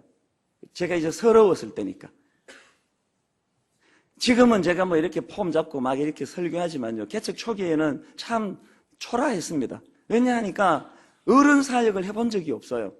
저는 2002년 2월 마지막 주일날 고3 아이들 이제 졸업 예배 시켜주고, 그리고 3월 첫 주부터 이제 예배를 시작한 사람이에요. 그러니까 10년 동안 중등부 애들만 상대하고 고등부만 상대해 놓으니까 이제 여러분 생각해 보세요. 이게 이 큰 강당에 그때 창립 멤버가 30몇 명. 그렇게 하고 뭐 몇 명이나 모였겠습니까? 예배를 드리는데요, 이 여러분이 이렇게 꽉 차면은 이게 다 여러분이 그 허범제예요. 이게 소리가 다 흡수가 되는데, 여기에 드문드문 앉아 있으면요, 이게 이렇게 소리가 흡음이 안 되고 저기 벽을 때리고 저에게 다시 그 소리가 돌아와요. 그래서 사랑하는 여러분 붐붐붐붐붐 이 소리가 저에게 들려가지고 이게 소리가 잘 안 들려요. 그리고 그때 무슨 소문이 자꾸 나는가 하면은, 저 사람은 청소년 사역만 했던 사람이라는 거예요. 그래가지고 저 교회는 그 애들 보내는 교회지 어른들 가는 교회가 아니래요. 그런 소문이 초반에 꽤 나갔습니다. 그 교회는 그 애들 보내는 거라고. 그리고 이렇게 설교하고 나면은 이제 딱 와서 듣고는 나가면서 진짜 그러네, 애들이네, 그러고 가시는 거예요. 그때 제가 42살, 얼굴은 35살 이지 않았을까? 왜 자꾸 설교 깊이가 없다 그러죠? 애들용이라 그러죠? 제 마음이 얼마나 가난했겠습니까? 새벽에 여기 나와 앉아 있으면은요, 눈물밖에 안 나와요. 그때마다 하나님 주신 찬양이 이거예요. 내 눈 주의 영광을 보내, 우리 가운데 계신 주님. 왜 그 찬양이 그렇게 청승맞았을까요? 눈 감으면 주님의 영광이 보이는데, 눈 뜨면 교회는 그냥 이사장님이 얼마나 원망했는지 뭐를 이렇게 크게 지어가지고 초라하게 짝이 없고, 설교하려고 하면 자신이 없고, 또 깊이가 없다 그러고. 중등부 애들은 다 깊다 그랬는데, 이 눈을 감으면 현재적으로 임한 하나님 나라, 내 눈 주의 영광을 보내, 우리 가운데 계신 주님. 눈물이 줄줄줄줄 흐르는 거예요. 그 빛난 영광 온 하늘 덮고, 그 찬송 온 땅 가득해. 주의 영광 이곳에 가득해. 정말 이 찬양을 수백 번은 불렀을 거예요. 그리고 지나놓고 보니까요, 현재적으로 임하는 그 하나님의 사랑이 우리의 상식과 우리의 이성과 하나님의 방법으로 일어나는 일이 일어나는 거예요. 어제요, 국회의원 출마한 그 후보께서 이제 저에게 오셨어요. 잠깐 기도만 해달라고. 세상에 그 바쁜 분을 앉혀놓고는요, 잠깐 기도하고 가려는 사람은 다 40분 붙잡아 놓고, 근데 참 너무했습니다. 어제 그냥 여기 교회가 어떻게 생긴지 아느냐, 내가 뭐 했는지 아느냐, 나 청소년 사역했다, 그리고 이 교회가 처음 생길 때 막 에코가 났다, 막 다 이야기 다 했어요. 다 그러면서 그거 그 하나님 없이도 설명되면 그게 교회냐고. 그 나보면은 하나님 없이는 설명될 수 없는 일이 막 일어난다고 막. 한 40분을 제가 다 이야기했는데, 이분 대단해요. 이걸 다 듣고 계시더라고요.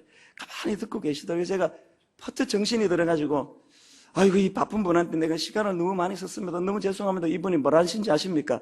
뭐 이러면서 쉬는 거죠, 뭐. 그러시더라고요. 참 이 교양이 있는 분이세요. 저는요, 현재적으로 임한 그 하나님은, 그래서 교회가 이렇게 아름답게 성장한 것도 감사하지만, 이 현재적으로 임한 하나님 나라를 보면서 저는 소망하는 거예요. 하나님 살아계시는구나. 미래적으로 하나님 임하시는 거구나. 지난번 말씀드렸잖아요. 우리 아버지 평생 100명을 넘겨본 적이 없는 작은 교회 무명의 목사님이었지만, 한국을 대표하는 옥하는 목사님 앞에서 우리 아버지가 조금도 그것에 굴리지 않는 건 뭐예요? 하나님 나라를 갈망하는 그 마음. 현실은 너무 초라한데? 현실은 교회가 잘 안 되는데? 그래서 40일 동안 금식하며 기도해야 되는데?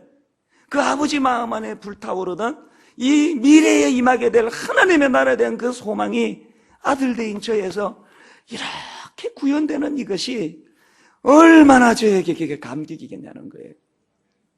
저는 오늘 결론을 맺으면서요, 여러분 현재적인 하나님 나라를 누리세요. 그리고 미래에 임하게 될 하나님의 나라를 소망하십시오. 그 하나님을 소망하면서 현실의 아픔과 상황과 찢겨짐, 그리고 이 엄청난 유혹들을 주님의 말씀의 능력으로 이겨내는 저와 여러분 되시기를 주님 이름으로 축원합니다. 최근에 읽은 책 중에서 마드 쇼크라는 제목의 책이 있습니다. 자녀 교육에 관한 책인데요. 거기 보면은 한국 엄마하고 미국 엄마의 모성의 차이에 대한 실험이 있습니다. 중학생 자녀를 둔 한국 엄마 11명하고 또 미국 엄마 11명하고 총 22명의 엄마들을 대상으로 무슨 실험을 하는가 하니까 이제 이 엄마들에게 카드 게임을 하게 합니다. 그리고는 그 카드 게임 과정에서 이 엄마들이 이제 내게 이익이 났을 때와 손해가 났을 때, 그리고 상대방에게 이익이 났을 때, 손해가 났을 때, 이 두 가지를 동시에 알게 됐을 때 이 엄마들이 어떤 반응을 보이는가, 이걸 이렇게 조사하는 실험이었는데요. 참 재밌는 결과가 나타났습니다. 사람의 뇌 중에서는 이 보상뇌 혹은 측핵이라고 하는 그렇게 알려진 뇌가 있는데요. 이 뇌는 사람이 즐거운 일을 경험하거나 이익을 얻을 때 그때 활성화되는 뇌라고 합니다. 그런데 그 실험에서 흥미로운 것이 이제 이 미국 엄마들은요, 본인이 점수를 땄을 때만 이 보상뇌에서 강하게 불이 켜지는 반응을 보였다는 겁니다. 여기에 반해서 한국 엄마들은 본인의 점수가 이익을 얻었을 때 보상뇌가 활성화되는 것이 아니라 오로지 상대방보다 더 많은 점수를 냈을 때에만 보상뇌가 강하게 활성화되더라는 것입니다. 이게 뭘 말하는 걸까요? 미국 엄마들은 그냥 내가 얼마나 잘했나, 여기에 관심에 초점이 있다면 한국 엄마들은 내가 얼마나 잘했나 보다는 내 점수가 상대방에 비해서 얼마나 높은가 낮은가, 이게 훨씬 더 중요하다는 이야기입니다. 이 실험을 한 그 책에서 분석하기를 이 한국 엄마들의 두드러진 교육열, 그리고 내 아이와 다른 집 아이를 끊임없이 비교하는 성향, 이런 것들이 바로 이런 심리에서 비롯되지 않았을까, 그렇게 분석하는 글을 보았습니다. 그 책에도 나오지만 사실 우리나라 엄마들은요, 자기 애가 100점을 받아오면은 이렇게 묻습니다. 니네 반에 100점 받은 애가 몇 명이야? 이 더 나쁜 엄마는 이런 엄마예요. 네가 100점 맞을 정도면 뭐 다 100점이겠네 뭐. 항상 이렇게 비교 개념으로 아이들을 대하고 상대하는 이것이 그 아이들에게 얼마나 그게 교육적으로 힘들겠냐는 그런 이야기입니다. 저는 그 책을 읽으면서 지난 특세 강사로 오셨던 손봉호 교수님 말씀 한 대목이 떠올랐습니다. 최근에 영국에 있는 레가툼 경제연구소에서 세계 각국의 그 번영지수를 발표했는데 그 중에서 행복지수, 또 삶의 만족도, 여기에 대한 조사가 있었는데 결과가 충격적입니다. 조사 대상국 110개국 중에서 한국이 104번째라는 것입니다. 송 교수님이 이걸 의역하면서 이 말은 대한민국이 지금 세계에서 6번째로 불행한 나라라는 뜻입니다. 그렇게 말씀하시더라고요. 사실 우리가 지금 경제적으로도 굉장히 발전하고 있고 먹고 살기 좋아졌다 그러고 또 모든 것이 다 성장하고 있는데, 그러나 우리 한국 사회는요, 불만으로 가득 차 있는 사회라는 것입니다. 그 110개국 조사 국가들 가운데서는 네팔, 방글라데시, 파키스탄, 나이지리아, 아프리카에 있는 여러 나라들, 이런 가난한 나라들이 포함되어 있는데요, 그 나라들은 비록 물질적으로는 우리보다 가난하고 먹고 살기가 어려운지는 몰라도 그러나 그들의 삶의 만족도는 우리 대한민국보다 훨씬 높다는 거예요. 왜 한국은 이렇게 불행한가는, 왜 행복지수가 이렇게 낮았냐는 거예요. 손봉호 교수님이 그 두 가지로 분석하시는데요, 하나는 한국 사회의 정직하지 않은 것 때문에, 또 도덕지수가 낮아서 그렇게 분석을 하시고요. 또 하나는 뭐냐 하니까 극심한 경쟁심 때문에 그렇다는 겁니다. 그 낮은 도덕지수에 대해서는 지난 시간에도 말씀을 드렸습니다만 그 국제투명성 기구에서 2011년도에 대해 발표하기를 한국의 투명성 지수가 세계 43이라는 것입니다. 그리고 레가툼 연구소에 의하면은 세계 110개국 가운데 우리나라의 신뢰지수가 74번째입니다. 왜 신뢰지수가 이렇게 낮을까요? 속이니까. 최근에 제가 우연히 그 텔레비전을 보니까요. 거기에 그 식당을 조사를 하는데 몰래 이제 카메라를 숨기고 들어가가지고 이제 이런 거예요. 벽에다가 그 소고기 1인분 뭐 몇백 그램, 이제 제가 그 수치까지는 기억이 안 납니다만 또 돼지고기 1인분 몇백 그램 이렇게 나와 있는데요. 이제 이 취재팀이 갔습니다. 그리고는 이제 몰래 카메라를 숨겨놓고는 뭐 여기 소고기 뭐 3인분을 주세요. 그러고는 주는 소고기를 가지고 이제 무게를 재보니까 세상에 상당히 많은 식당에서 속이는 거예요. 심지어는 어떤 식당은요 3분의 1을 속이더랍니다. 그러니까 4인분 시키면 3인분밖에 안 나오고 뭐 이런 식이에요. 혹시 여기에 식당 하시는 분 계시면요, 여러분 뭐 새벽기도 나와가지고 그냥 울부짖고 소리 지르고 하는 그것보다 중요한 것은 3인분을 몇백 그램 했으면 정직하게 몇백 그램 내놓는 행위, 이게 신앙이에요. 이런 게 잘 통용이 안 되니까 주머니에서 먹으면서도 이거 속는 거 아닌가, 이러니까 어떻게 행복하겠냐는 거예요. 뭐 정부가 뭐 발표하면은 안 믿잖아요. 암만 전문가가 뭐 맞는 얘기다고 100번 얘기해도 안 믿는 거예요. 믿을 수 없다는 거예요. 이런 사회가 어떻게 행복하겠냐는 것입니다. 그런가 하면은 우리나라가 불행한 이유는 두 번째로요, 극심한 경쟁심 때문이라는. 앞에서도 말씀드렸습니다만 한국 엄마들이 가지고 있는 그 상대방에 대한 경쟁심으로 가득 찬 이런 자녀 교육으로는 우리 아이들을 불행으로 그렇게 이끌 수밖에 없는 구조라는 겁니다. 그 송 교수님 표현으로 뭐든지 경쟁하려고 달려들고 뭐든지 자기가 1등 해야만 직성이 풀리는 이런 사회 구조로는 1등 한 명 말고는 다 불행한 거 아니냐는 거예요. 그 1등인들 행복하겠습니까? 언제 뺏길지 모르는 그런 불안한 구조 속에서 얼마나 불안하겠냐는 겁니다. 그 이런 맥락에서 보면은 참 이 한국 사회는 어른들이 애들한테 참 못할 짓 한다, 그런 생각을 합니다. 제가 청소년 사역할 때 그 고3 입시생 부서를 맡은 적이 있거든요. 얼마나 살벌합니까? 고3 아이들이 한 이맘때쯤 된 것 같아요. 그 첫 번째 중간고사를 앞두고 있는데요, 여학생 하나가 교회 와가지고 통곡을 하는 게 저를 보더니, 글쎄 뭐 제가 뭐 걔 보기에 뭐 친정 오빠 같은지, 친정이 아니고 사춘기니까 제가 뭐 그냥 삼촌 같은지 어쨌는지 저를 보자마자 울기 시작하는데 왜 그러냐 그러니까 막 소리 내서 막 우는 거예요. 그래서 무슨 일이냐 그랬더니 지금 중간고사를 코앞에 두고 있는데 어떤 애가 자기 노트를 훔쳐가 버렸다는 거예요. 이 기가 막힌 이야기예요. 이것도 기가 막히는데 더 기가 막힌 건요, 이런 일이 시험 앞두고 고3 교실에서 왕왕 일어나는 일이라는 거예요. 세상에, 제가 그 얘기를 들으면서요, 이러고도 우리 한국이 아직 망하지 않고 있다면요, 이건 전적인 하나님의 은혜예요. 세상에 그 10대 아이들이 아직 세상에 그 쓴맛 뭐 단맛 보기도 전인 그 아이들이 벌써부터 이런 경쟁 구도에서 저 자식이 나보다 앞서면은 그건 저 자식이 나 죽이는 일이라고. 그래서 그냥 남의 노트를 훔쳐가고 이런 교육 구도로 몰고 간다고 하면은 이런 나라가 이게 소망이 있겠습니까? 이게 참 마음이 아팠던 기억이 있습니다. 여러분, 이런 현실이 우리 사회에 참 가슴 아픈 자화상인데요, 이런 맥락에서 우리는 지금 우리가 살펴보고 있는 이 성령의 9가지 열매가 얼마나 여기에 중요한 메시지가 담겨 있음을 꼭 기억해야 됩니다. 하나님께서는 이 성령의 9가지 열매를 가지고 우리들에게 다가오시는데 그 열매들을 보니까 전부 관계 중심적인 거 아닙니까?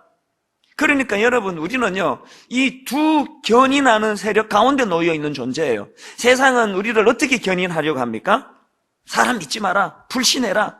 그리고 모든 사람은 다 네 적이다.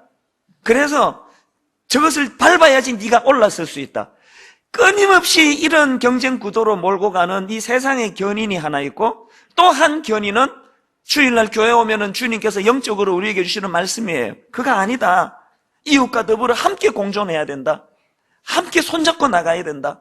사람을 불신하면 안 된다. 적으로 여기지 말라.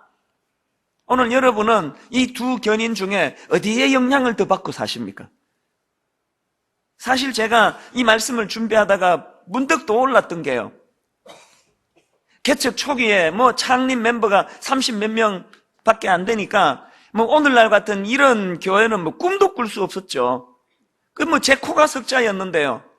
그때 제가 차를 몰고 가면서 참 절박하게 기도했던 게 하나 있었는데요. 차를 몰고 가다가 길을 걷다가 눈에 보이는 교회만 있으면은 기도하는 게 있었습니다. 하나님, 지금 저 교회가 무슨 교단인지, 교세가 얼마 되는지 하나도 모르지만, 주님, 제가 분당 우리 교회 잘 되기를 위해 기도하는 것과 똑같은 마음으로 저 교회도 잘 되게 해 주옵소서. 저 교회에도 은혜 주시옵소서. 또 차 몰고 가다가 또 눈에 보이면은 또 그 교회 교회 이름 부르면서 기도했었습니다. 10년 지난 지금 생각하니까 그 기도 안 한 지가 언제부터 안 한지 생각도 안 날 정도에, 이제 내 교회가 이제는 그렇게 절박하게 부르짖지 않아도 될 만큼 사람들 모이고 그러다가 보니까 이제 무뎌진 거예요.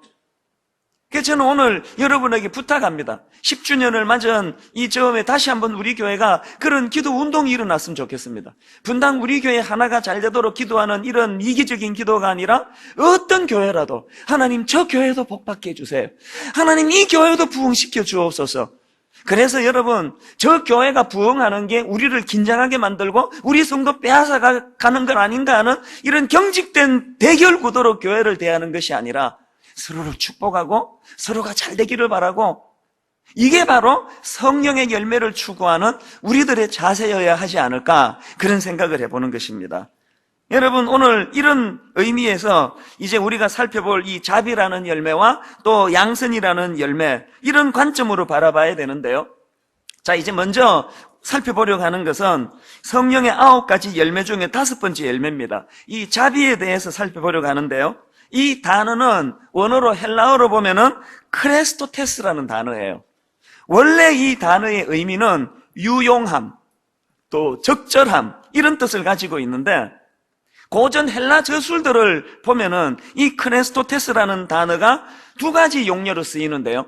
물건과 함께 쓰여질 때는 탁월함, 이런 뜻으로 이 단어가 쓰여지고, 사람의 성품을 설명할 때 이 단어가 쓰여지면 선함, 또 순전함, 또 친절, 이런 의미로 사용이 된다는 겁니다. 그래서 이 구약의 히브리어를 헬라어로 번역한 70인경에 보면은 이 단어를 선함이라는 그런 단어로 그렇게 번역을 했습니다. 그래서 이제 이런 것들을 종합해 보면은 성령의 5번째 열매인 이 자비라는 것은 한마디로 말하면 친절한 성품, 혹은 다른 사람들에게 기꺼이 봉사하고자 하는 선한 마음, 이렇게 의역해서 설명을 할 수가 있습니다. 그런가 하면은 성령의 6번째로 나오는 6번째 성령의 열매가 양선인데요. 이 단어는 원어로 아가도수네라는 단어예요. 이 아가도수네라는 단어는 앞에 나오는 크레스토테스라는 단어보다 더 능동적인 의미를 가지고 있습니다. 직역하면 선한 행동, 이렇게 번역을 할 수가 있습니다. 다시 말해서 앞에 언급했던 이 자비라는 단어가 마음의 상태를 나타내는 단어라면, 그 다음 나오는 양선이라는 단어는 그 자비가 행동으로 표출되는 것을 설명하는 단어예요. 이런 맥락에서 본다면 이 자비와 양선은 한 묶음, 한 세트로 봐야 됩니다. 제가 왜 이 두 단어를 같이 들고 왔을까요? 양선이 빠진 자비도 곤란하고요, 반대로 자비가 없는 양선도 온전한 게 아니라는 것입니다.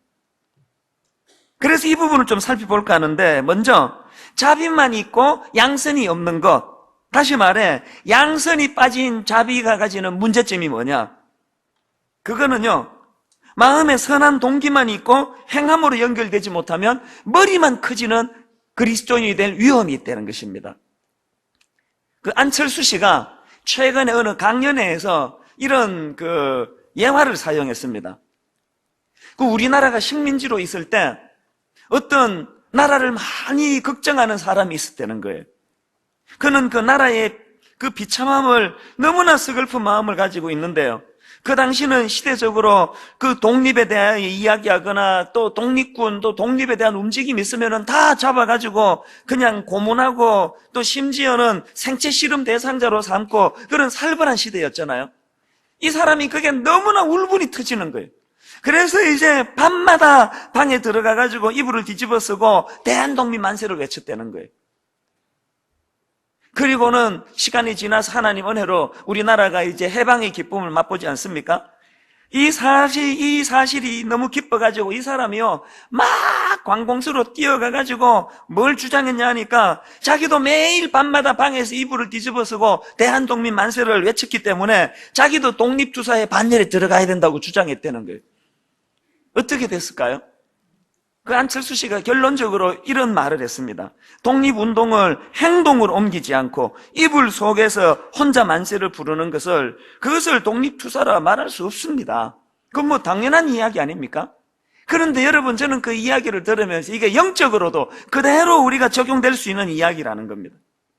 오늘 본문을 가지고 말씀을 드린다면, 만약에 우리가 선행에 관한 마음의 동기인 자비만이 내 안에 있고 그 다음 양선이 그것을 행동으로 나타나지 않는다면 그건 이불에서 대한독립 만세를 외친 그 사람과 똑같다는 거예요. 입만 살아있는 무기력한 그리스도인, 이런 상태의 사람을 존 웨슬리는요, almost Christian, 우리말로 유사 그리스도인이라고 그렇게 표현했고요.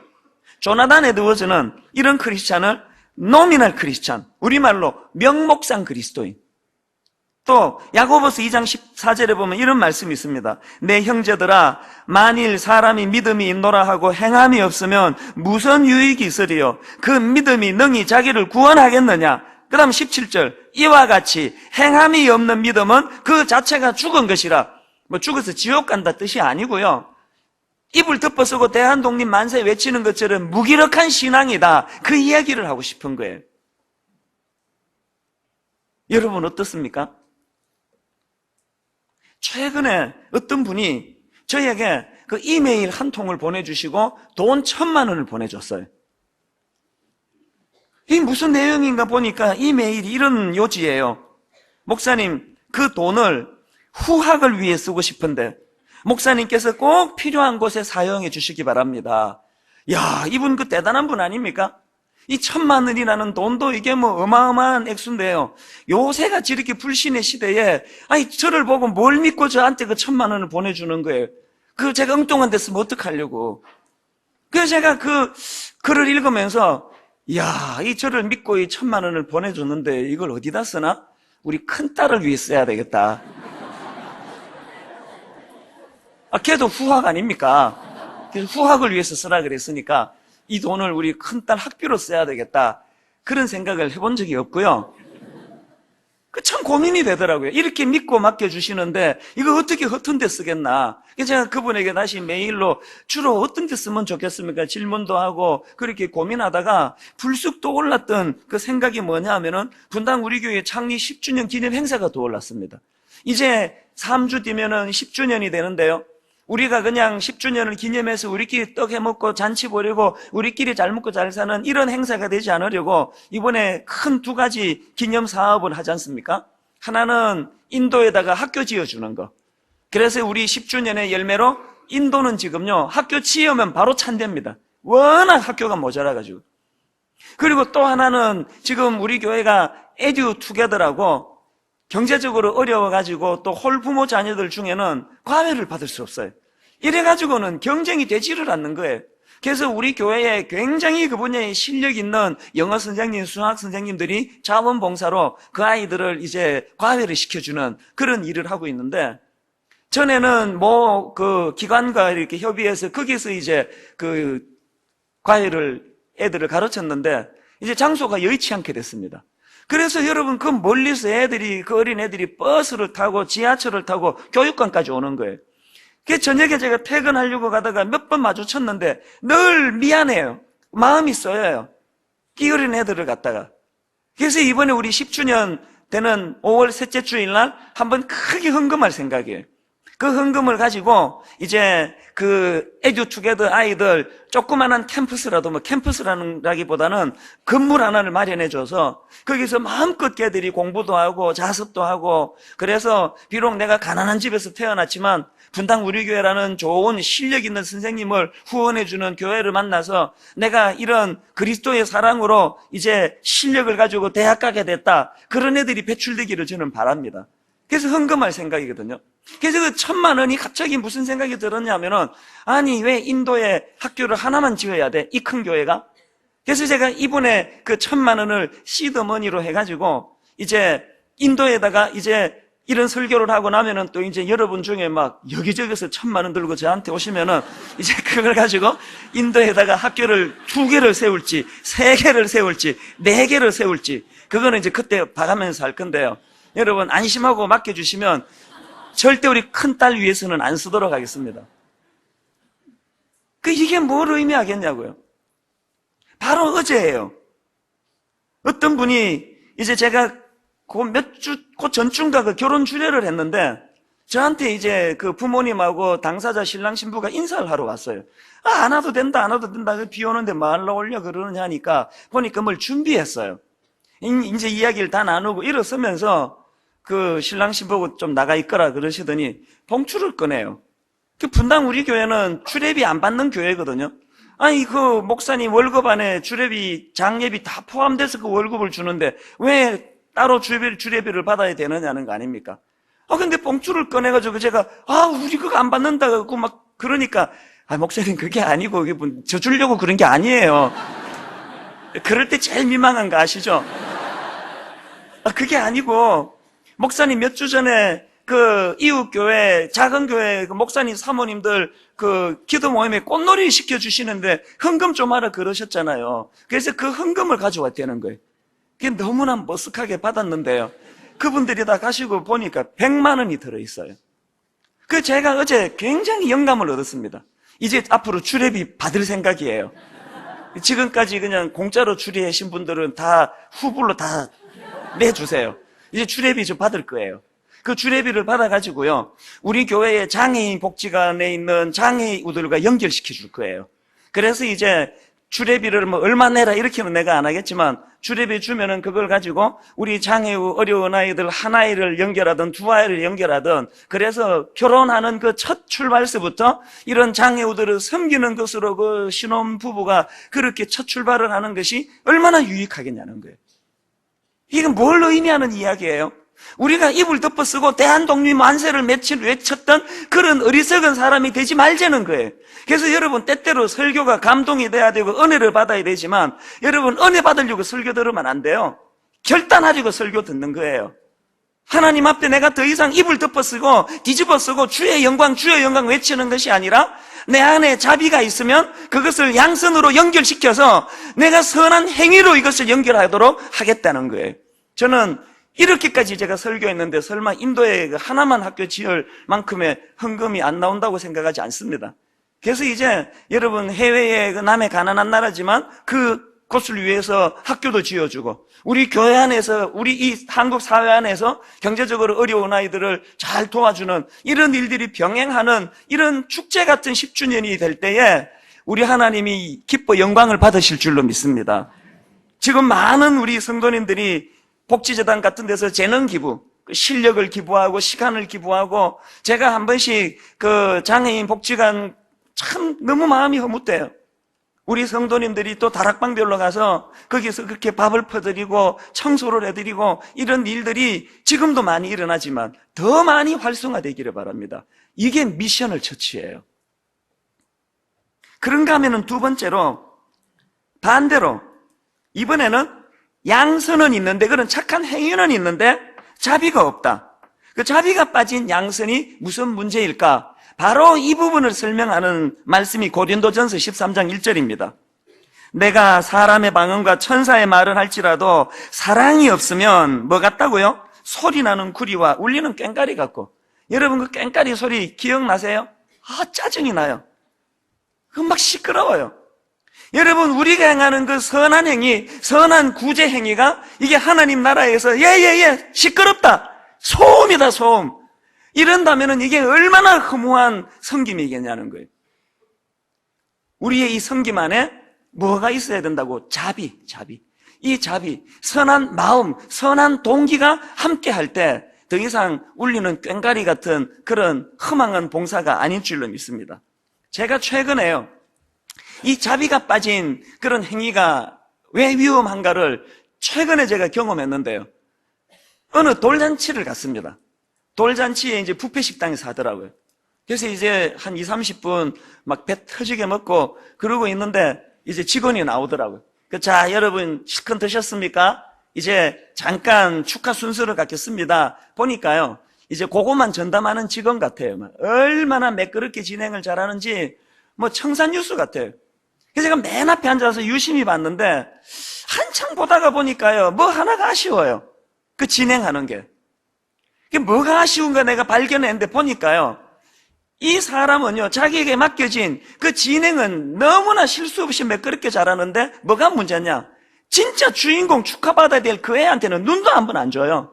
그 아이에 대한 사랑이 없어요. 기계적으로 하는 거예요. 그거 하고 돈 받아 먹는 그런 사람처럼 제 눈에는 그렇게밖에 안 보였습니다. 그래서 아마 이게 직업병일 거예요. 그걸 보면서 혹시 내 목회가 저러지는 않을까? 누가 봐도 흠잡을 게 하나도 없고 누가 그냥 시비 걸 거리가 없이 깔끔하게 일을 처리하는데 거기에 사랑이 빠져 있는 거. 우리 목사님들이 성도님 가정에 신방을 갔는데 그 신방받은 그 성도가 무슨 그 시비를 걸 수 없을 만큼 완벽하게 순서를 가지고 다 해주는데 거기에 석연치 않은 우리 가정에 대한 사랑이 느껴지지 않는 거. 설교를 제가 지금 뭐 열심히 준비해가지고 여러분이 보기에 흠잡을 게 별로, 착잡을 게 별로 없는데 거기에 하나님의 자비가 담겨있지 않은 설교라면요, 그것은 꽹과리예요, 꽹과리. 하나님 나라에, 지금 하나님 나라에 막 소음이 유발되는 거예요. 그래서 제가 그 뷔페 식당에서 그 짧은 시간에 참 많은 생각을 했습니다. 내가 오래 목사 노릇을 하면서 저렇게 뺀질뺀질하게 변질되어 가지고 전혀 사랑이 없으면서도 목사 노릇을 손색 없이 하는 이런 자리에 내가 빠져 있는 건 아닐까. 여러분, 그날 성령님이 그 뷔페 식당에서 저에게 말씀 한마디 하셨습니다. 이런 말씀을 하시는 것 같아요. 나는 네 마음을 원한다. 나는 네 마음을 원한다. 지난 수요일 날 우리 교회에서 임직식을 하지 않았습니까? 장로, 권사, 안수입사 한 300여 명 가까이 임직을 받았습니다. 모든 교회가 다 그렇게 하듯이 이번에 저도 그 300여 명의 임직자들에게 헌금을 강요했습니다. 여러분, 헌금하셔야 됩니다. 하나님 은혜를 은혜로 알고 감사하셔야 됩니다. 단 액수는 교회가 정하지 않습니다. 그 왜 교회가 정해야 됩니까? 액수는 교회가 정하지 않습니다. 혹시 여러분 중에 경제적으로 지금 어려우신 분, 10,000원만 하시면 됩니다. 정말 어려울 때는 10,000원도 아쉽잖아요. 그게 어려우십니까? 1,000원만 하시면 됩니다. 단 거기에 자격 없는 자를 향한 이런 임직의 은혜의 마음을 담아가지고 그 마음을 담아서 1,000원짜리 한 장 정성껏 하나님께 드리면은 장로 후보, 안수집사 후보, 권사 후보로 그 1,000원은 손색 없는 금액이라고 저는 믿습니다. 거기에 마음을 담았어요. 왜? 우리 주님은 우리에게 난 네 마음을 원한다. 여러분, 하나님을 무슨 가난뱅이 거지 취급하시는 분 아주 악한 짓이에요. 하나님이 여러분 던져주는 그 적선하듯 던져주는 그 몇 푼이 아쉬운 분 아니에요. 이미 부여하신 분이에요. 모든 걸 다 가지신 분이에요. 그 하나님이 우리에게 헌금을 원하실 때는 난 네 마음을 원한다. 네 땀의 결정체, 네 눈물의 결정체, 그 네가 소중히 여기는 그 헌금을 내가 그것을 받음으로 말미암아 너의 마음을 받기 원한다. 그리고 영적으로, 육적으로 더 많은 것을 내게 되돌려 주기를 원한다. 이런 영적인 관계 차원에서 하나님께서 헌금을 바라보시는 거예요. 저는 그 임직자들을 위시해서 오늘 모든 성도님들에게 간절히 부탁드립니다. 하나님 말씀이 난 네 마음을 원한다. 그게 자비예요, 자비. 그래서 이 둘의 균형이 참 중요한데요. 자, 근데 여러분, 여기서 기억해야 될 게 뭐냐면은, 이 자비와 양선이 조화를 이루는 그 삶이 참 필요한데요. 이 자비와 양선의 조화를 이루기 위해서 두 가지 사실을 꼭 기억하셔야 됩니다. 첫째로는, 이 자비와 양선의 정신 밑바닥에 그 하나님 마음입니다. 긍휼함이 반드시 포함되어야 된다는 사실을 기억해야 된다는 거예요. 성경을 보면은요, 이 자비라는 단어하고 긍휼이라는 단어가 같은 의미로 그 쓰여지는 것을 종종 볼 수 있습니다. 특히 누가복음에 보면은 이 두 단어가 혼용되는 걸 볼 수 있는데요. 누가복음 1장 50절에 보면은 긍휼하심이 두려워하는 자에게 대대로 이르는도다. 여기 사용된 긍휼이라는 단어가 엘레오스라는 단어예요. 근데 여러분이 엘레오스라는 이 단어가 누가복음 1장에서만 5번 등장합니다. 그리고 이 5번 모두 긍휼이라는 단어로 그렇게 번역을 합니다. 그런데 똑같은 단어인데 누가복음 10장 37절에서는 이 단어를 자비로 번역합니다. 이르되 자비를 베푼 자니이다. 예수께서 이르시되 가서 너도 이와 같이 하라 하시니라. 여기 나오는 자비가 똑같은 엘레오스라는 단어예요. 제가 이 말씀을 보면서 깨달은 게 뭐냐면요, 성령의 열매 중 하나인 이 자비라는 것은 그 내면에 이 하나님의 긍휼, 이걸 재료로 해서 사용된 열매라는 사실이에요.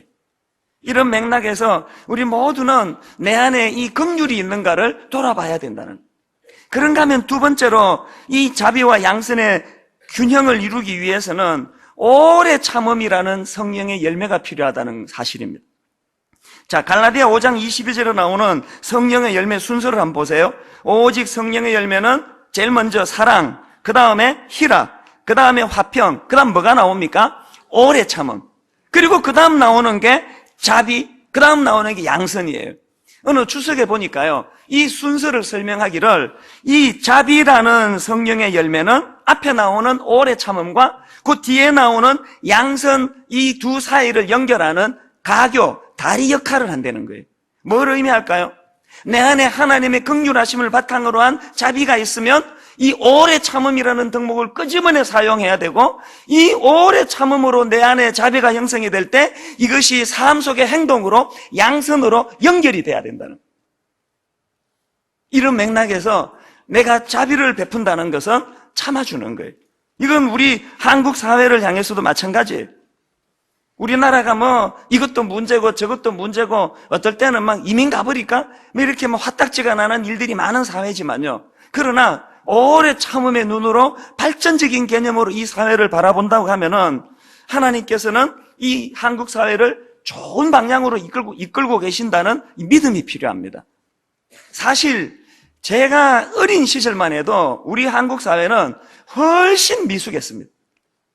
세상의 장애인들을 비하해도 그런 나라가 없었을 거예요. 아침에 시각장애인이 이렇게 식당에 들어가면 식당 주인이 나가라 그래요. 나가시라고. 어디다가 이게 들어오냐고 아침부터 재수없게 소음을 막 뿌려요. 이런 어처구니 없는 게 대한민국이었습니다. 지금 여러분, 장애인을 대하는 한국 사회의 시각이 얼마나 달라지고 있습니까? 이제는 그런 식으로 했다가는 뭐 그 가게 문 닫아야 될 거예요. 이거 얼마나 발전입니까? 제가 앞에서 도덕지수가 낮다, 투명성이 낮다 그랬지만요, 제 기억으로 20년 전, 30년 전 비하면은 굉장히 정직해지고 있는 걸 느낍니다. 정치적으로도 마찬가지 아닙니까? 제가 대학 다닐 때는요, 저같이 온순한 사람도 그냥 돌을 들고 길거리로 나갈 수밖에 없었습니다. 그냥 울분이 가득 차가지고 50이 시작되던 그 무렵인데, 이건 뭐 대학 캠퍼스에 학생 반, 사법경찰관 반이에요. 그러면 말만 하면 잡아가니까 막 분통이 터지고 울분이 가득하고 그런 대학 시절을 보냈습니다. 그러다가 제가 이제 83년도에 이민을 갔는데요, 정말 내가 잊을 수가 없어요. 아니, 미국 교수님이 수업을 하는데 그 당시 레이건 대통령이에요. 막 현직 대통령 욕을 하는 거예요. 저런 멍청이를 뽑아가지고 이 미국 사회가 큰일 났다고. 이제 저 멍청이 때문에 이제 이 미국은 망할 거라고 막 그런 식으로 막 퍼부어대는데요. 제가 막 그냥 등골이 오싹한 거예요. 자꾸 뒤가 돌아다 보이더라고. 누구 잡으러 안 오는가. 근데 지금 여러분 몇십 년 지나지 않아가지고 이제 뭐 그냥 우리나라도 뭐 대통령에 대해서 뭐 막 그냥 욕하고 그래도 잡아가는 일이 없어지는 이것만 해도 야, 옛날에 비해서는 참 많이 발전했다. 그래서 우리 젊은 세대가 보기는 여전히 문제가 많고 여전히 불합리한 게 많아 보이지만 어떻게 해야 된다고요? 인내하면서 믿음을 가지고 기다려주고 어떻게 해야 돼요? 기도해야 된다는 거예요.